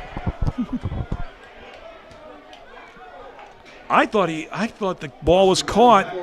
I thought his foot was out of bounds. I thought Cundiff caught it in the back of the end zone. He must have been still in bounds when he caught it, because that one reached the end line. So here's Boston with another opportunity. Nice little hook and ladder flip play. And the Bandits have a chance to put something home here with 50 seconds left and the ball on the Greenjackets. You can see on that return, Kenny. I don't know if it's see how Glens Falls is just feeling tired, or Boston all around athletically has that speed, whether it's on the outside perimeter or even on the interior with their linemen. So 1st and 10. It'll be Dexter Andrews to the left of Bernard Davis.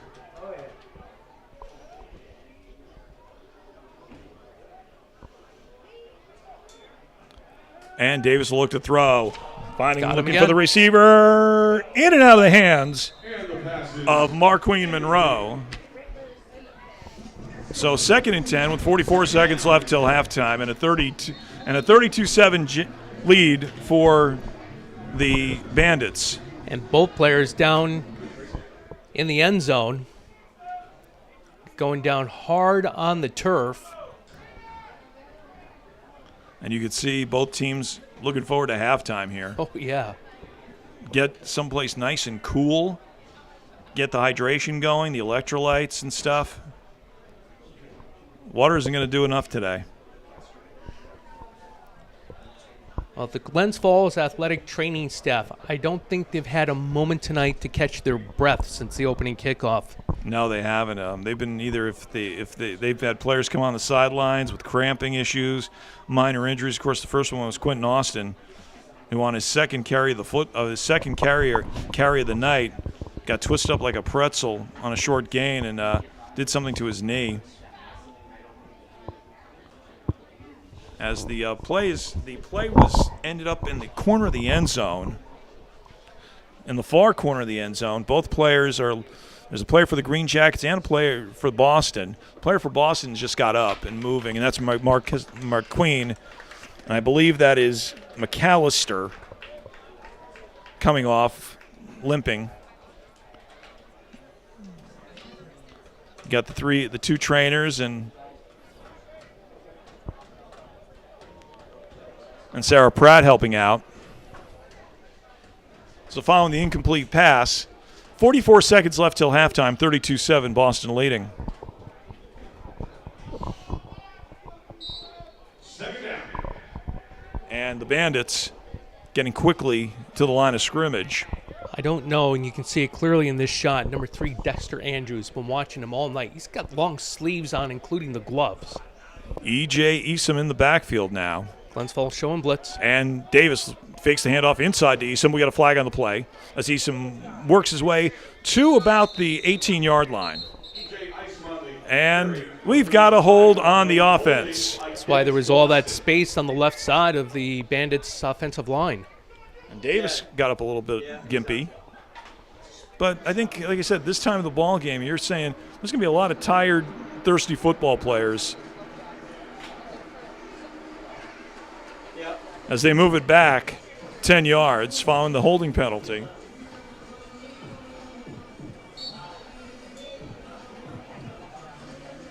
They'll bring a second down, and we'll say 17. Yeah, that's better protection. From the 43-yard line. They've got to get to the 18. So we'll say second and 18? Yeah, we'll make it second and 18.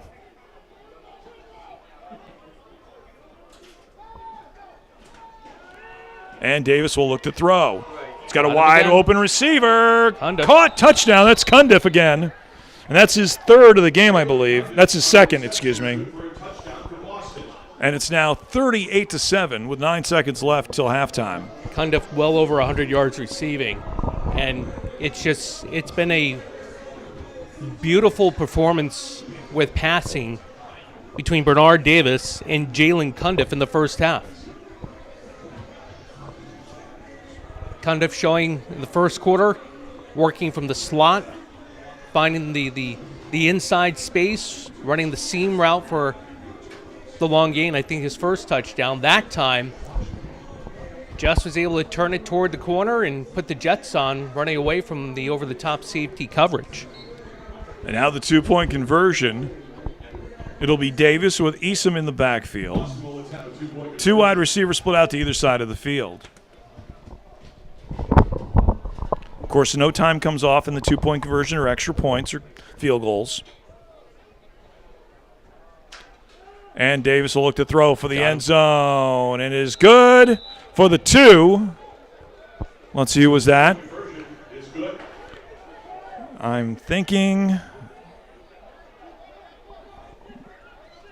I think it's Adrian Rivera, number 2. I'm going to say number 22, Adrian Rivera, or number 20, Jordan Montez.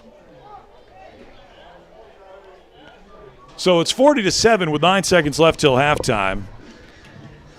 Bernard Davis has been outstanding. And I believe that's his 4th touchdown pass of the half. Well, in the first game against Glens Falls, he was 12 of 24 for 164, 3 touchdowns. And then last week was another great performance in the loss against New England. 14 of 22, 211, 2 touchdowns. And again, Boston losing that game in the waning moments to New England. It's been an up and down year for the Bandits. They've have been times where they've struggled and they've gone out and done some things. They went out and beat Middleborough. Yep. Twice, I believe. believe you're correct.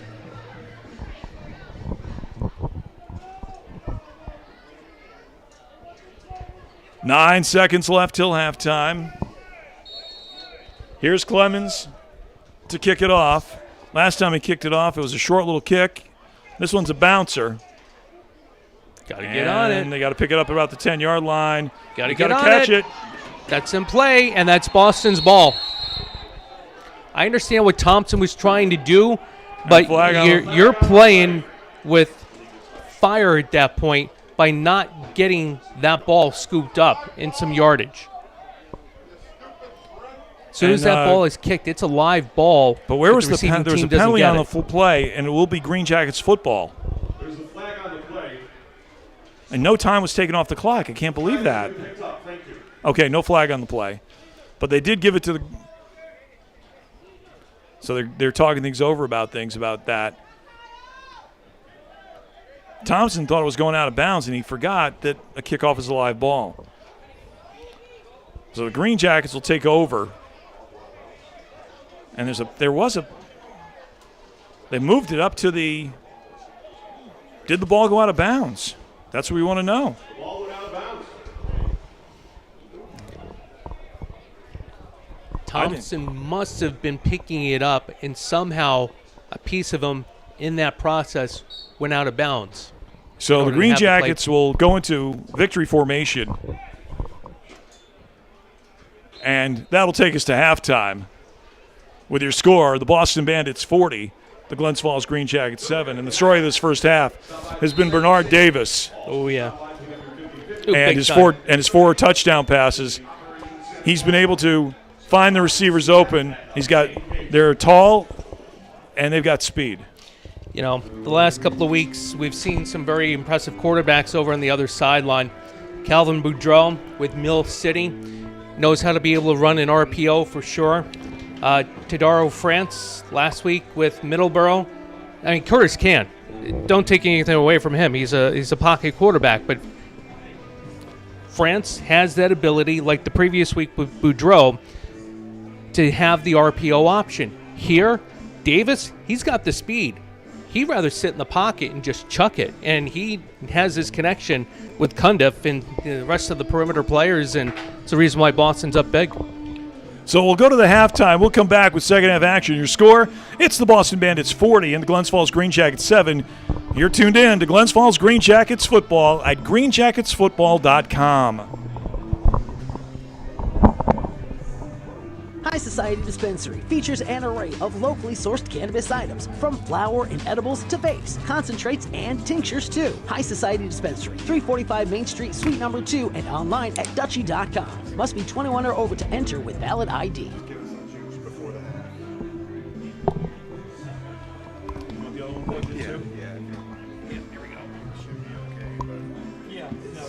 You got 15 minutes to take. Everything's working. I'm not going to have mess around. No, don't. If it ain't broke, don't fix it, right?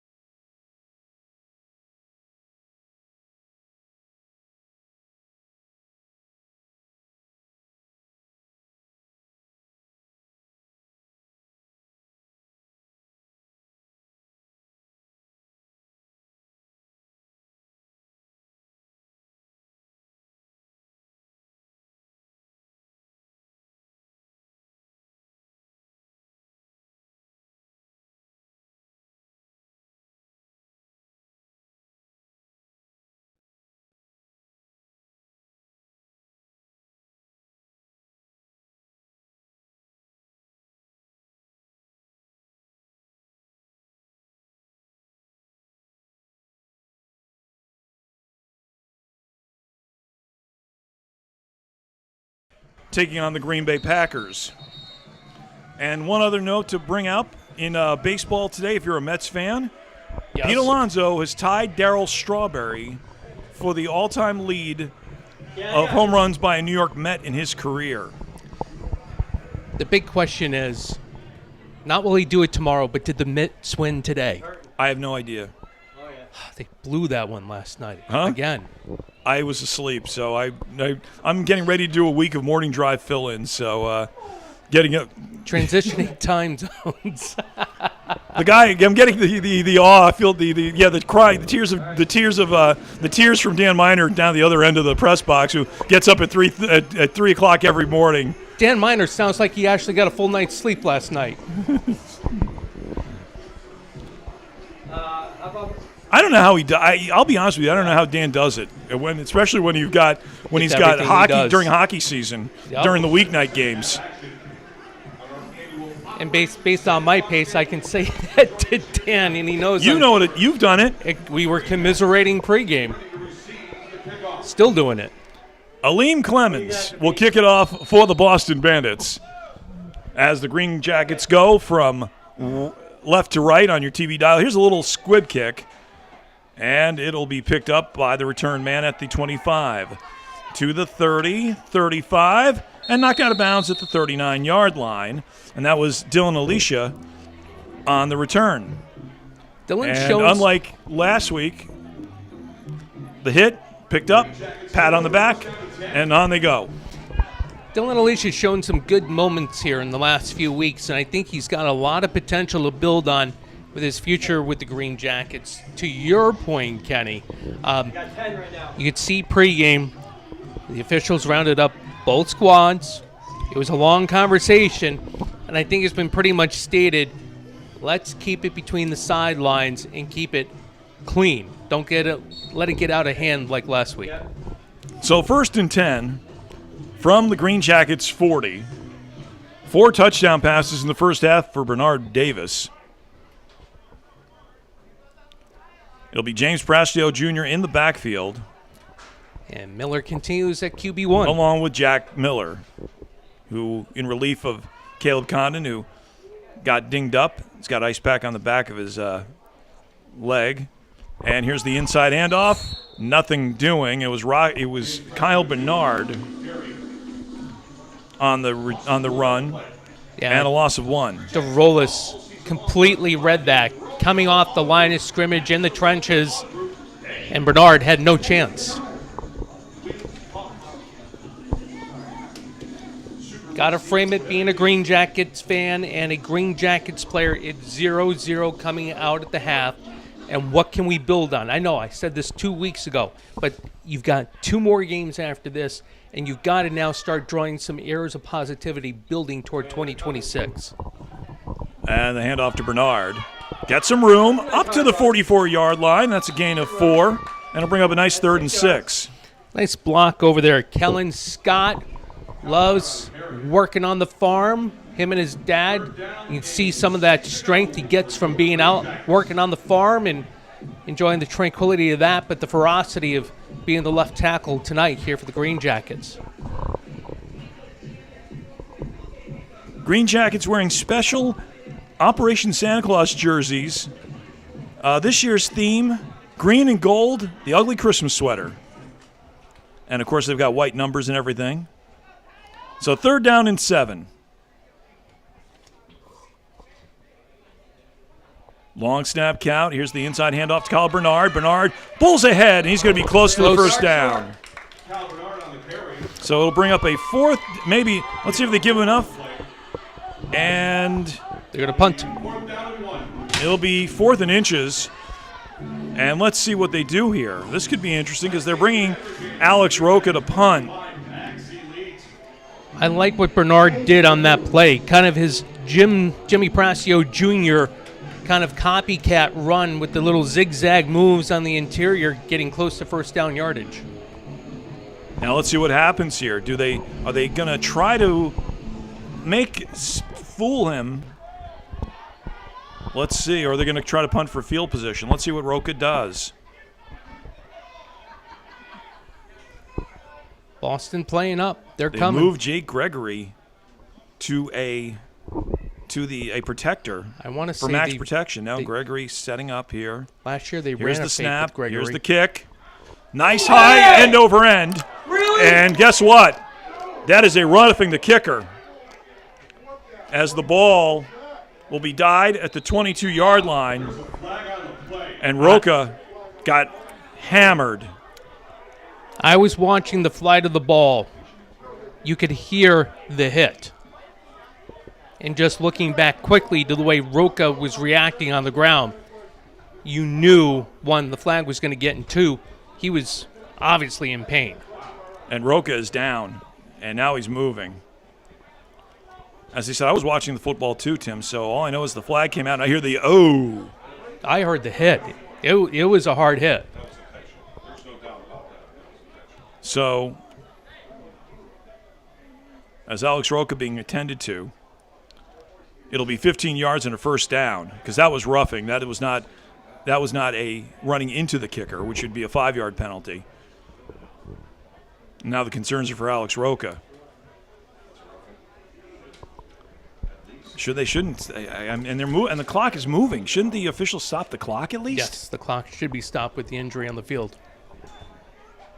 And the referees are just talking things over. They got to move this. They got to stop the clock here. And they finally did it with 9:54. They've got to reset the clock at least. And Roca is getting up. And let's see what they do here with him. That is not good. Ladies and gentlemen, Alex Roca. And you got to figure the way he's being walked off the field and he just touched his head, that you hope that Alex Roca didn't get a concussion on that hit. Because he seems to be very groggy. So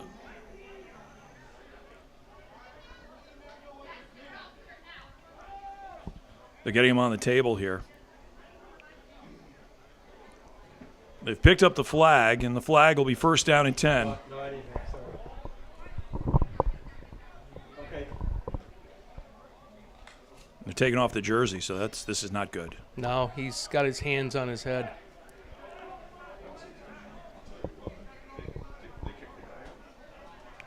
So now first and 10 from the Boston 36. Miller will look to throw. In trouble, rolling to his right. Ian's trouble, avoids the sack, but this time he is sacked. And we got a late flag on number 14. That's Cameron Dobson. Let's see what the flag is. And it's a horse collar tackle on the sack. Yeah, you could see Dobson was going to be right behind Miller chasing him, and he put his hands where clearly they should not be, inside the shoulder pads.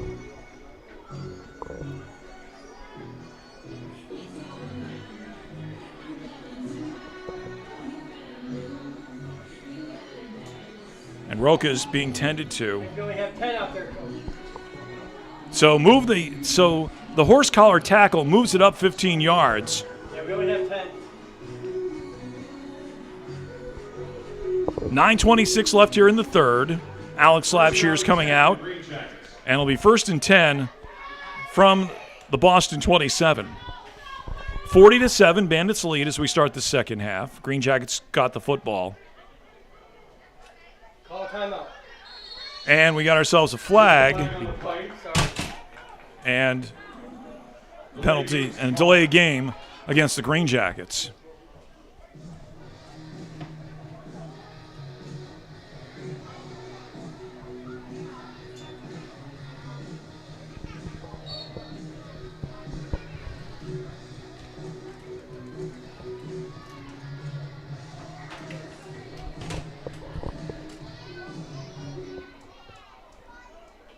First and 15.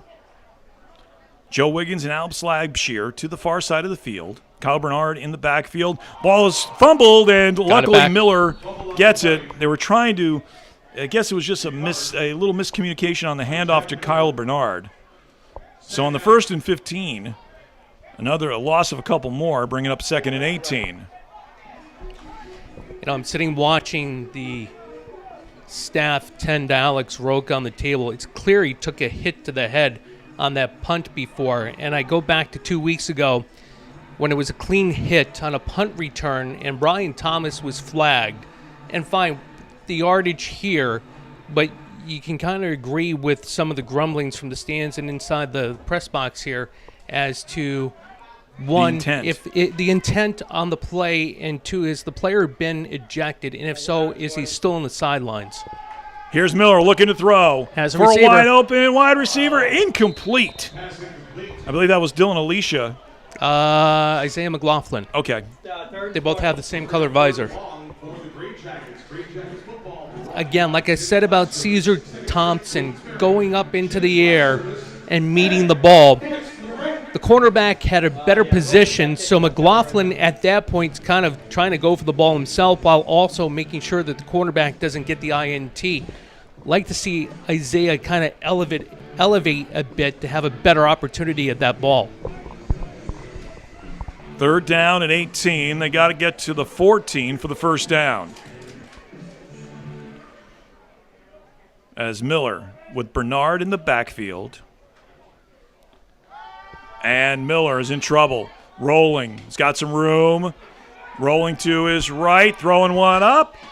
And incomplete. Wiggins. That was looking for Joe Wiggins. No, we had no kicker. And Wiggins coming back to the ball, trying to be able to help his quarterback out. Now the question is, I don't see Tony Green Jr. Roque is on the table. So if they do punt, who will punt for Glens Falls? Well, I think they're going for it. They have no choice. With 6:34 and a moving clock, it's 40-7 Bandits. 4 touchdown passes for Bernard Davis. Jalen Cundit with 2. And Kevon Davis with 2. Miller throwing a long ball. This one's going into the end zone. It's picked off there for a touchback. So it benefits the Greenjackets. That's Montavious Zollerkoffer on the interception. So 1st and 10 from the 20 with 6:05 left in the 3rd quarter. It's 40-7. And it seems like defensively, Boston's been able with their safeties to roll coverage over the top on the outside receivers, and they've been double covered on these throws deep by Miller. And it's something that the offense is going to have to adjust to and try to find something underneath so you can get the yards after the catch.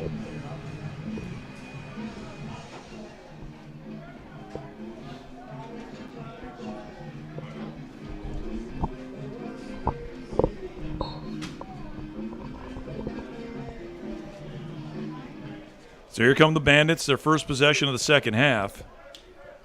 With Bernard Davis as the quarterback, you'll have E.J. Asom in the backfield. And the handoff to Asom. He's got a room up the right-hand side of the line to the 30, 35, and he's get trips up at the 36-yard line. And that was Dylan Alicia on the tackle. Connor Hermanson, the right defensive end, going against the tackle. David towers over Hermanson. And Hermanson's got some height, but Trowers, he's a big boy. He's a left tackle. It's what you want in a left tackle. And just able to kind of just get the leverage on Hermanson, and there goes Isom for big yardage. 4:55 left here in the 3rd quarter. It's 40-7.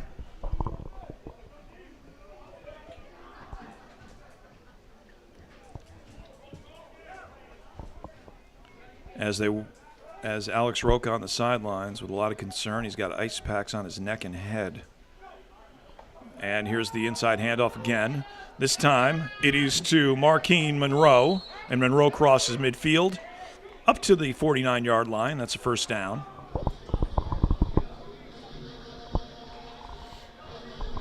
Marquine Monroe on the carry. Good for a first down for Boston. This defense is tired.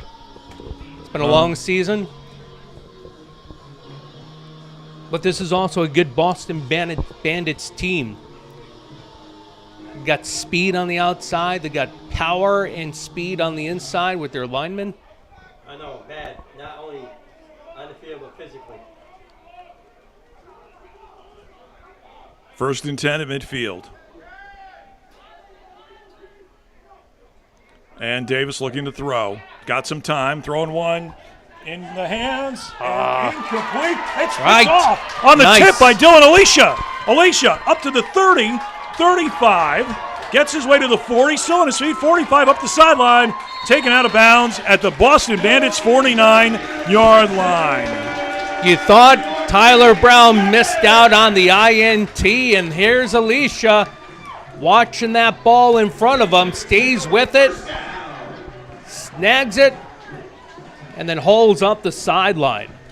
Excellent return for Dylan Alicia, and he'll bring up 1st and 10 for the Greenjackets. And it's what I meant before about Dylan Alicia showing flashes, staying with the play, staying with the ball, and then doing something with it after to give offense great field position. And they have the ball spotted at the 50-yard line.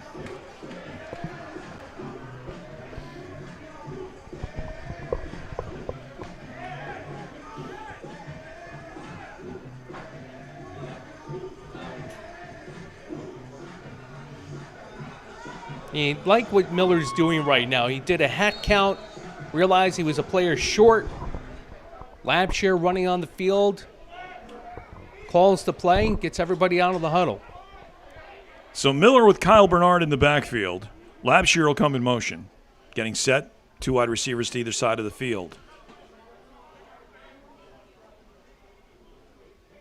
Coming blitz. Here comes the blitz. Good protection. Throws There you one over go. the middle. Complete to Caesar Thompson. And That's a actually fumble. Joe Wiggins, and the ball is stripped and fumbled and recovered by number 47, Nate DeRolis. DeRolis down the sidelines, still on his going. feet, and he's finally knocked out of bounds at the 21-yard line. So there's a 3 questionable calls on the return, and I'm surprised nobody realized the number 14 Cameron Dobson, who got flagged for the horse color on the previous series, was blocking Miller off the sideline through the white and almost looked like he was driving him close to the track on the other side. Referees, there was some jawing back and forth, both teams going into the huddle before the play. They need to start taking control of this game the way they did last week. Well, Joe Wiggins was upset because the official threw his beanbag. That's what he's upset about. He was upset about the fact, was he down as the ball came out? So instead, it's a fumble recovery, and the Bandits take over at the Greenjackets 21-yard line following the fumble return by Nate DeRolis. And Jake Gregory coming off the field again. Whatever's going on, top of his calf, behind his knee. Don't know if it's a cramp or maybe he's got a slight strain on the backside of his knee. No, it's working his calf. And now we got ourselves a timeout by Boston with 2:21 left here in the third quarter, and it's 40-7. 50 tickets. It's time for tonight's winning 50-50 number. Blue ticket 3366115. 3366115. If that's you, please report to the main gate. Stop by and see. So you hate to ask your defense to make a stand, but you got to make a stand here so your offense can get the ball back. 15. Miller showing flashes. You know, we talked about coming out of the previous series, getting the ball short, and they got it to Wiggins, who was looking to make a play. Just resulted in a fumble.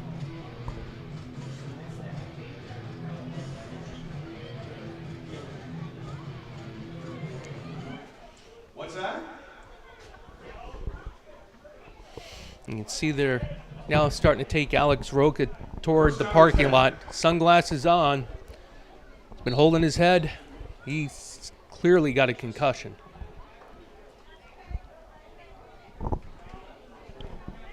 That was one nasty hit, and I can honestly say we neither of us saw it because we were they were told to follow the football. But Tim heard it, and here's the handoff to Nate Isom. Isom to the 15, to the 10, 5, and he's in for the touchdown. Just a great run by Isom. Got through the first level, and you just see the open space through the interior. Nate Isom on the 21-yard touchdown run, making the score now 46-7.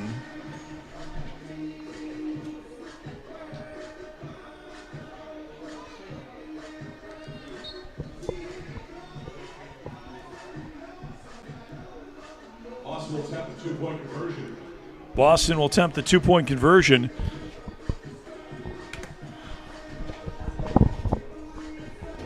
And Bernard Davis will have Nate Isom in the backfield.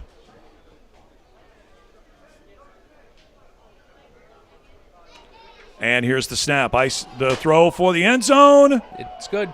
And it is good. Who was the one? I think it was Monroe again. Monroe or Kevon Davis? Yeah, it was Kevon Davis. 11. He went up for it and got it. So now the score is 48-7 with 1:23 left here in the third quarter.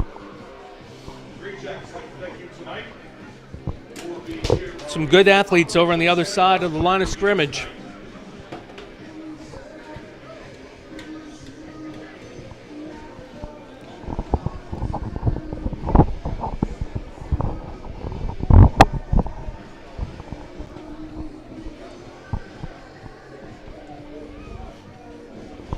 See if I got any updates here from other scores throughout the league.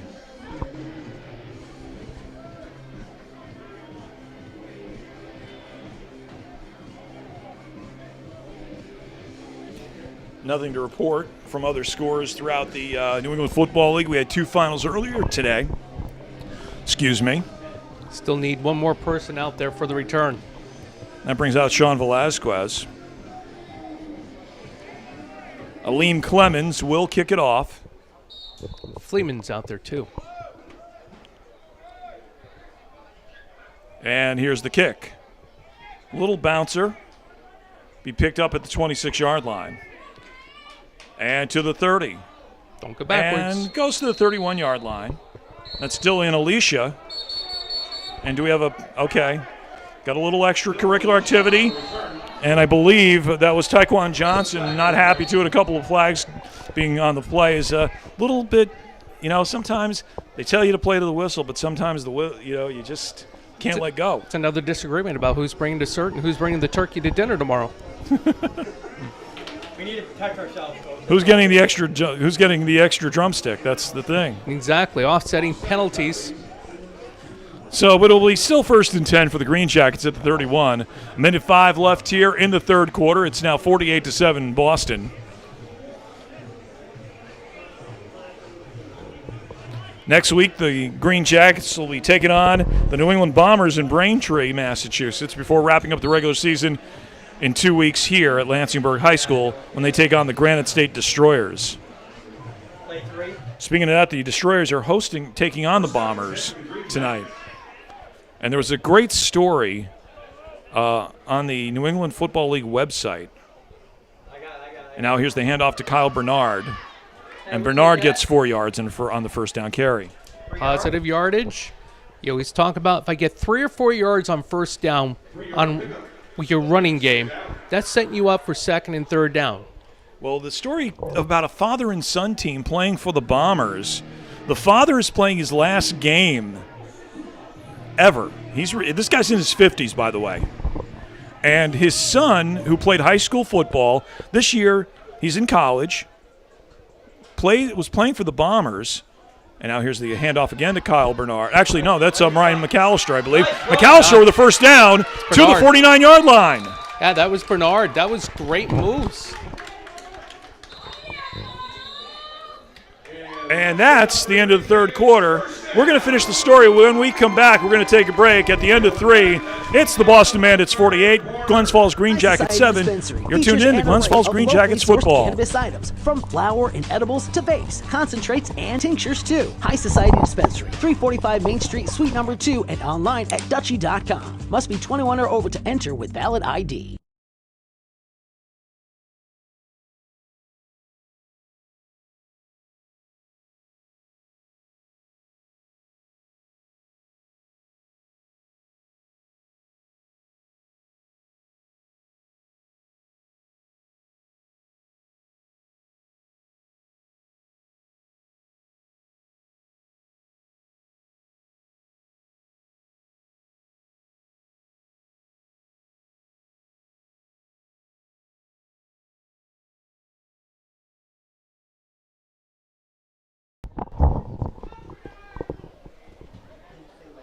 And we start the fourth quarter here. Ken Lucchese, Tim Drawbridge, inside handoff to Kyle Bernard.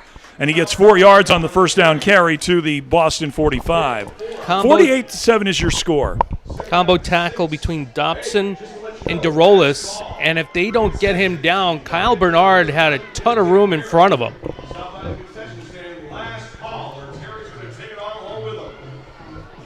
So to finish the story, the son decided to play with his dad in his last year for the Bombers. At the same time, he's going to college at Worcester Polytech Institute in Worcester, Mass. Well, he called up the coach and asked if he could try out. Normally they don't take June upperclassmen to play. He took a look at the film from the Bombers and said, go for it. Here's Miller, completion. And that is number 7. That is David Crawford. And he's got enough for a first down. They love David Crawford's athleticism as well. Only suggestion, David, you get that ball in, don't hold it out there like a loaf of bread. Get that ball close to your body, do the proper technique running with the ball, and you've got the speed and agility to make the moves and get the yardage. David Carrasco, number 34, on the tackle. First minute and a half of play here in the fourth quarter, 48-7 your score. Greenjackets suffered 2 major injuries in this game. One to Quentin Austin on his second carry of the football game. Oh, yeah. Knee, and then we saw just a nasty hit on Alex Roca as he on a roughing the kicker. And here's the fake handoff. Miller in trouble, avoids the sack, got some time, looking to throw it downfield, and a little too wide and high for his receiver. But the concerns are for Alex Roca, who, you could tell it was concussion because he had sunglasses on. That's one thing you can tell because the light is not good. And he took a hit. We can honestly say neither of us saw the hit because we trained to follow we heard it. We were trained to follow the football and watch what the return man's going to do. And then we just looked to our left and you knew it wasn't good there. There's times I will look to see who's making, the rush and how close the ball is to being able to be blocked. But that time, we were both looking back to see how Boston was going to set up the return, thinking they weren't going to come. But we could see it. They were going to come on that play. And Miller in trouble. Moving like Fran Tarkenton. And Patrick Mahomes still on his feet. Not going nowhere.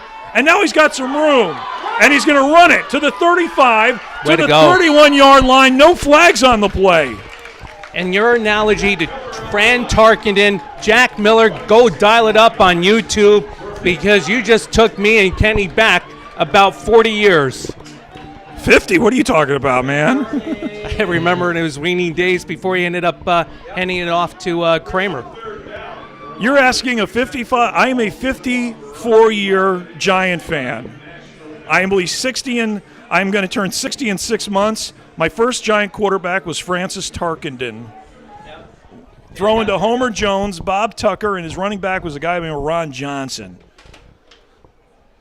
And then he went to the Minnesota Vikings in a trade. It's kind of like Tom. Here's handoff to here's Bernard. This is going to be close as he took it up the middle. And it's going to be tight as he's got to get to the 28.5. And they'll move the chains, and that is a Greenjackets first down.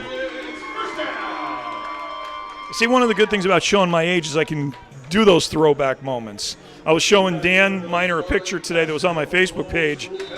Dan is one of the biggest New England Patriots fans you'll ever meet. Oh, yeah. And I was showing him a picture of the Patriots great number 56, a man by him, Andre Tippett. Oh, yeah. Back in the 80s. Him and Steve Nelson and Lawrence McGrew. You could say what you want about the linebacking crews of the 80s. Don't count, though, that trio was as good as anybody in the NFL during the 80s with the Patriots under Ron Meyer and later Raymond Berry. I want to say Chuck.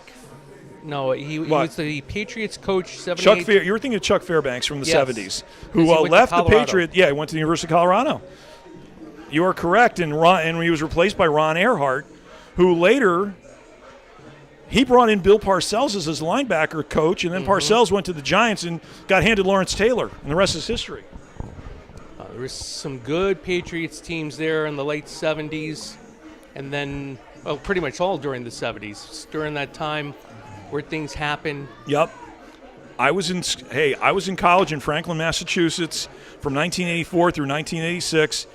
I experienced that first Super Bowl when they went to New Orleans against the 85 Bears, and that run they had. Miller looking to throw, zips one a little too far for his wide receiver. Looking for Isaiah McLaughlin. McLaughlin normally wears 13, but he's wearing 12 tonight because the 13 jersey was way too big, apparently. That's what Hank Pelton told me. He goes, Kenny, McLaughlin's wearing 12. The 13 was way too big for him. With Isaiah and his speed, you don't want a jersey that's baggy because that's going to slow him down like a parachute. I have one of the green one, the green and red Christmas jerseys, the Operation Santa Claus jerseys they wore. I tried to put that thing on. How do you do it with pads? Yeah. That thing is that is so tight. Oh, man. I don't know how they do it. I've seen people do that, try to get it on. Here's Miller looking to throw over the middle, a little too far. And I believe that was for Crawford. Yep. So, we talk about our love of NFL films. They actually showed us, they did a segment on how players try to get the jersey on. And what you try to do is you try to put the shoulder pads on inside the jersey before you actually get the jersey on. That way you just put your arms straight right, up and and drop then it over. He can't hear you. He doesn't have your mic up. The hard part is getting the thing off. Mm-hmm. Yeah, I don't know how they did it. I don't know how they do it because they're so tight-fitting and form-fitting. So 3rd and 10 from the 29. And Miller's got time protection, looking over the middle. And that is picked off. Intercepted by number 22. That is Adrian Rivera. And Rivera's going all the way up the sidelines. Got one man to beat. Crawford. And he is in for the touchdown and the pick 6. Crawford, who is the intended receiver, ball out in front of him into the hands of 22. But nonetheless, Crawford didn't, showing his speed and why the Glens Falls coaching staff is excited about some of these younger players. Time of the interception return is, we'll make it 5. I'll make it even 6 minutes because they're in a moving clock.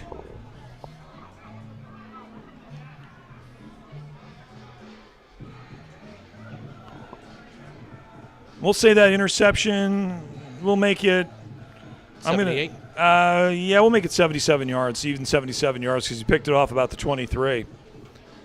And now the Bandits going for 2. Boston to attempt a 2-point conversion.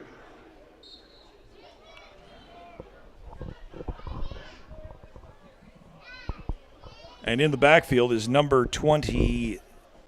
I'm going to say that's DeAndre Churchill. And I believe the quarterback I think that's Davis is doing the quarterbacking now. And here's the throw for 2, and it's incomplete. So with 8:08 left in the football game, Bandits leading 54-7. And the clock continues to run with the way the score is.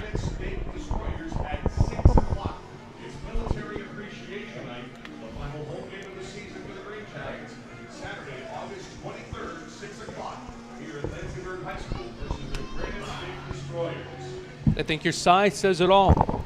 There's been moments that the Greenjackets have shown some flashes.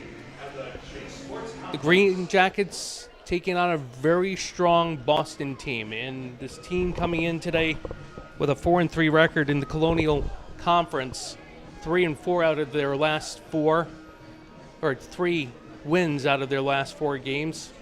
They're showing that they're going to make a run in the playoffs. So watch out, Middleborough, and see what a clash between Boston and New England could end up yielding. Aleem Clemens, again, will kick it off. He's had a busy day. He's been keeping it on the ground in the middle of the field except for that one kickoff. He kicked one right into the gut of the receiver. And here's the low squib kick. Picked up, almost lost, and Alex Labshire is just going to have to take it and put it in his pocket and take it at the 36-yard line. Yeah, Allen had that scoot right between his hands. Good awareness by Labshire just to get on the ball. We'll see you at the Q. And also by Rob and Deb's Frozen Dreams. When your dream needs to be frozen, you know what to do. Rob and Deb's Frozen Dreams. Deeks Avenue, Glens Falls. So let's see on this drive how Jack Miller looks like Fran Tarkenton or Patrick Mahomes. So 1st and 10 for the Greenjackets from their 35. 6:07 left in the football game. 54-7 Bandits in a moving clock here. Bernard Davis with 4 touchdown passes today. 2 apiece to Jalen Cundiff and Kevon Davis. And Miller. Inside handoff to Kyle Bernard. Bernard crosses the 40 and gets to the 41 for a gain of 6. Like what we're seeing out of Kyle Bernard, especially with the injury to Quentin Austin, and Prastio obviously was coming into this game somewhat banged up. Bernard showing some good prowess, finding the openings and getting upfield. Prastio was primarily playing defense in this game, so he gave it a go. Yes, he did. It's been a tough, James Prastio for years, last couple of years that we've been seeing him, it was always Quentin Austin and James Prastio Jr. in the backfield together. And we hadn't seen a lot of that this year at all. 2nd and 5. And again, it'll be Kyle Bernard with the carry, and he'll be tackled for a loss of 3. Nice tackle. Was buying number 9, so I'm going to err that it's Christian Guzman getting Bernard down in the backfield for the loss. Earlier today, the Rhode Island Riptide beat the Metro West Golden Badgers 28-20, and the New London County Silverbacks blanked the New England Black Panthers 38-0. Other games still going on. The Windsor Flyers taking on the Rhode Island Raptors in Cumberland, Rhode Island. Haverhill Hitmen hosting the Middlesex County Longhorns. New England Bombers, who the Greenjackets will see next week, taking on the Granite State Destroyers, and the Middleborough Cobras hosting the Mill City Eagles at Bettis Field. And again, pass, tipped, bopped, intercepted. Couple of tip drills, and the Bandits on the tip drill catch the football and the interception. Kind of the same thing that Dylan Alicia did back in the earlier part of this quarter, or checked out the 3rd quarter. Just kept with the ball and was able to make the INT. Boston doing it the same fashion on that play.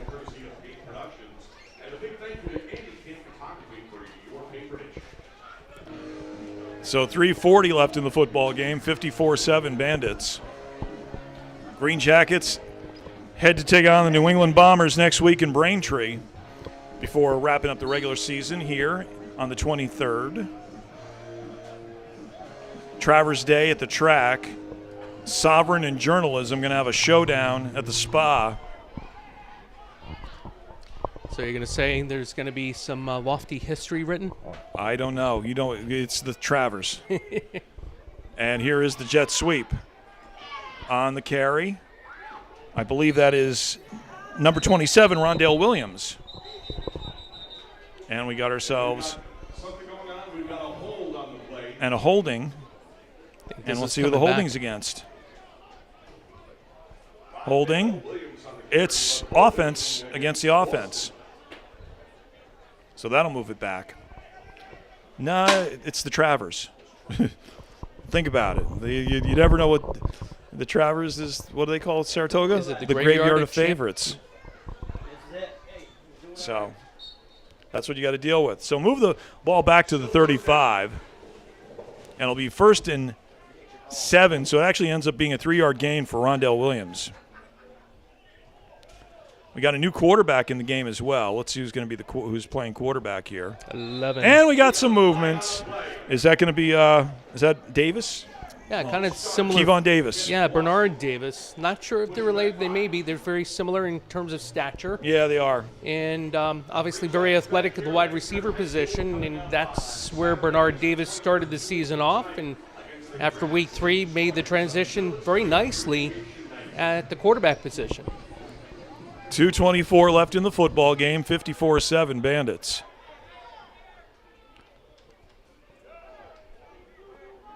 Rondale Williams in the backfield. And actually it'll be Davis on the carry, and he is stopped after a short gain. Nice tackle, David Crawford. Being able to go man-on-man with Davis, kind of make contact at the waist, slide down, and get him tackled by just doing good form tackling, sliding down when the person's a lot taller than you. Normally they will go to a 2-minute timeout, but they're going to let this clock run out here in a moving clock with the Bandits up 54-7. They brought a nice charter bus with them, so that'll be a nice, easier ride home. Low snap, inside handoff. This is number 20. That's Jordan Montez, and Montez is stopped at the 25-yard line, enough for a first down. Isaiah Stevens still playing hard. He's been running hard on just about every play tonight, coming from behind to get the running back down to the ground. So a minute 10 left in the football game. And we got ourselves a whistle. A flag.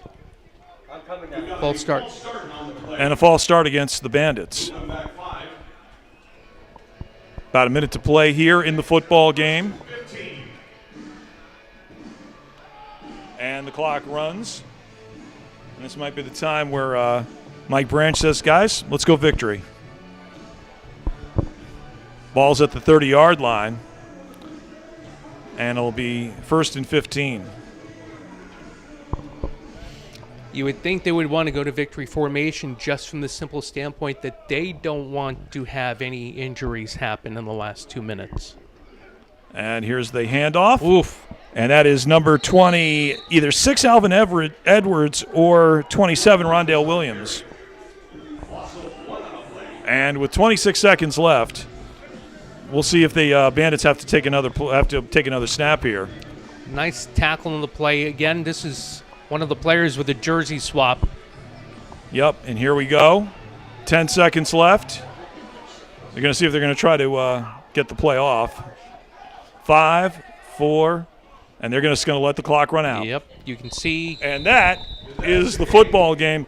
Tim, Bernard Davis had quite a first half, throwing 4 touchdown passes. 2 of them to Kevon Davis and 2 to Jalen Cundiff. Very impressed by Davis and very impressed by Cundiff. Very athletic team. They may be 4-3, but above them, coming into today, Mill City, Middleborough, and New England. Watch out, Colonial Conference. Boston is making noise at the right time of the year. You know what? If you look at the Colonial Conference, New England Bombers are lapping the field, but you got to look at those 3 teams. You got to look at Boston. You got to look at Middleborough. You never count them out, and Mill City could be also a threat as well. But that's what concerns us now is the concerns are Quentin Austin and Alex Roca. Terrible injuries to both of them. And for Austin, who hasn't played in a couple weeks, his first game back, starting to get the football. First play, he fumbled. Second play, got a couple of yards and injured his knee because he was twisted around like a pretzel. But Alex Roca took one really bad. It was a really bad hit. He was punting the football. He had gotten the ball off.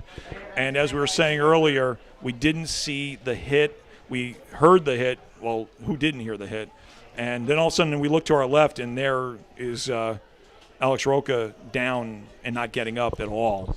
And he left the field on his own power, and it was a tough one for him. He was in a lot of pain on the field, a lot of pain with the training staff, walked off. I haven't seen the training staff come back, so not sure if he's gone for additional treatment. Or he's got to be going to a hospital to check that out. But, Godspeed to both Quentin and to Alex. They've been mainstays with the team the last couple of years. Quentin obviously a lot longer than Alex, but Alex played at Queensbury. Cortland State, he's got roots up in the North Country with this Glens Falls team. And he's going to be teaching, got a teaching job. Congratulations to him. He's going to be up in Whitehall teaching now, so great to him. But we're going to wrap things up here. Our next Green Jackets broadcast coming your way in 2 weeks on greenjacketsfootball.com as the Green Jackets will wrap up their regular season as they get a visit from the Granite State Destroyers, who earlier in the year at St. Anselm's College, they played to a 10-10 tie. So one more time, for Tim Drawbridge, I'm Ken Lucchese. Thanks for tuning in. Your final score, it was the Boston Bandits 54 and the Glens Falls Green Jackets 7. And you've been watching Glens Falls Green Jackets football on greenjacketsfootball.com.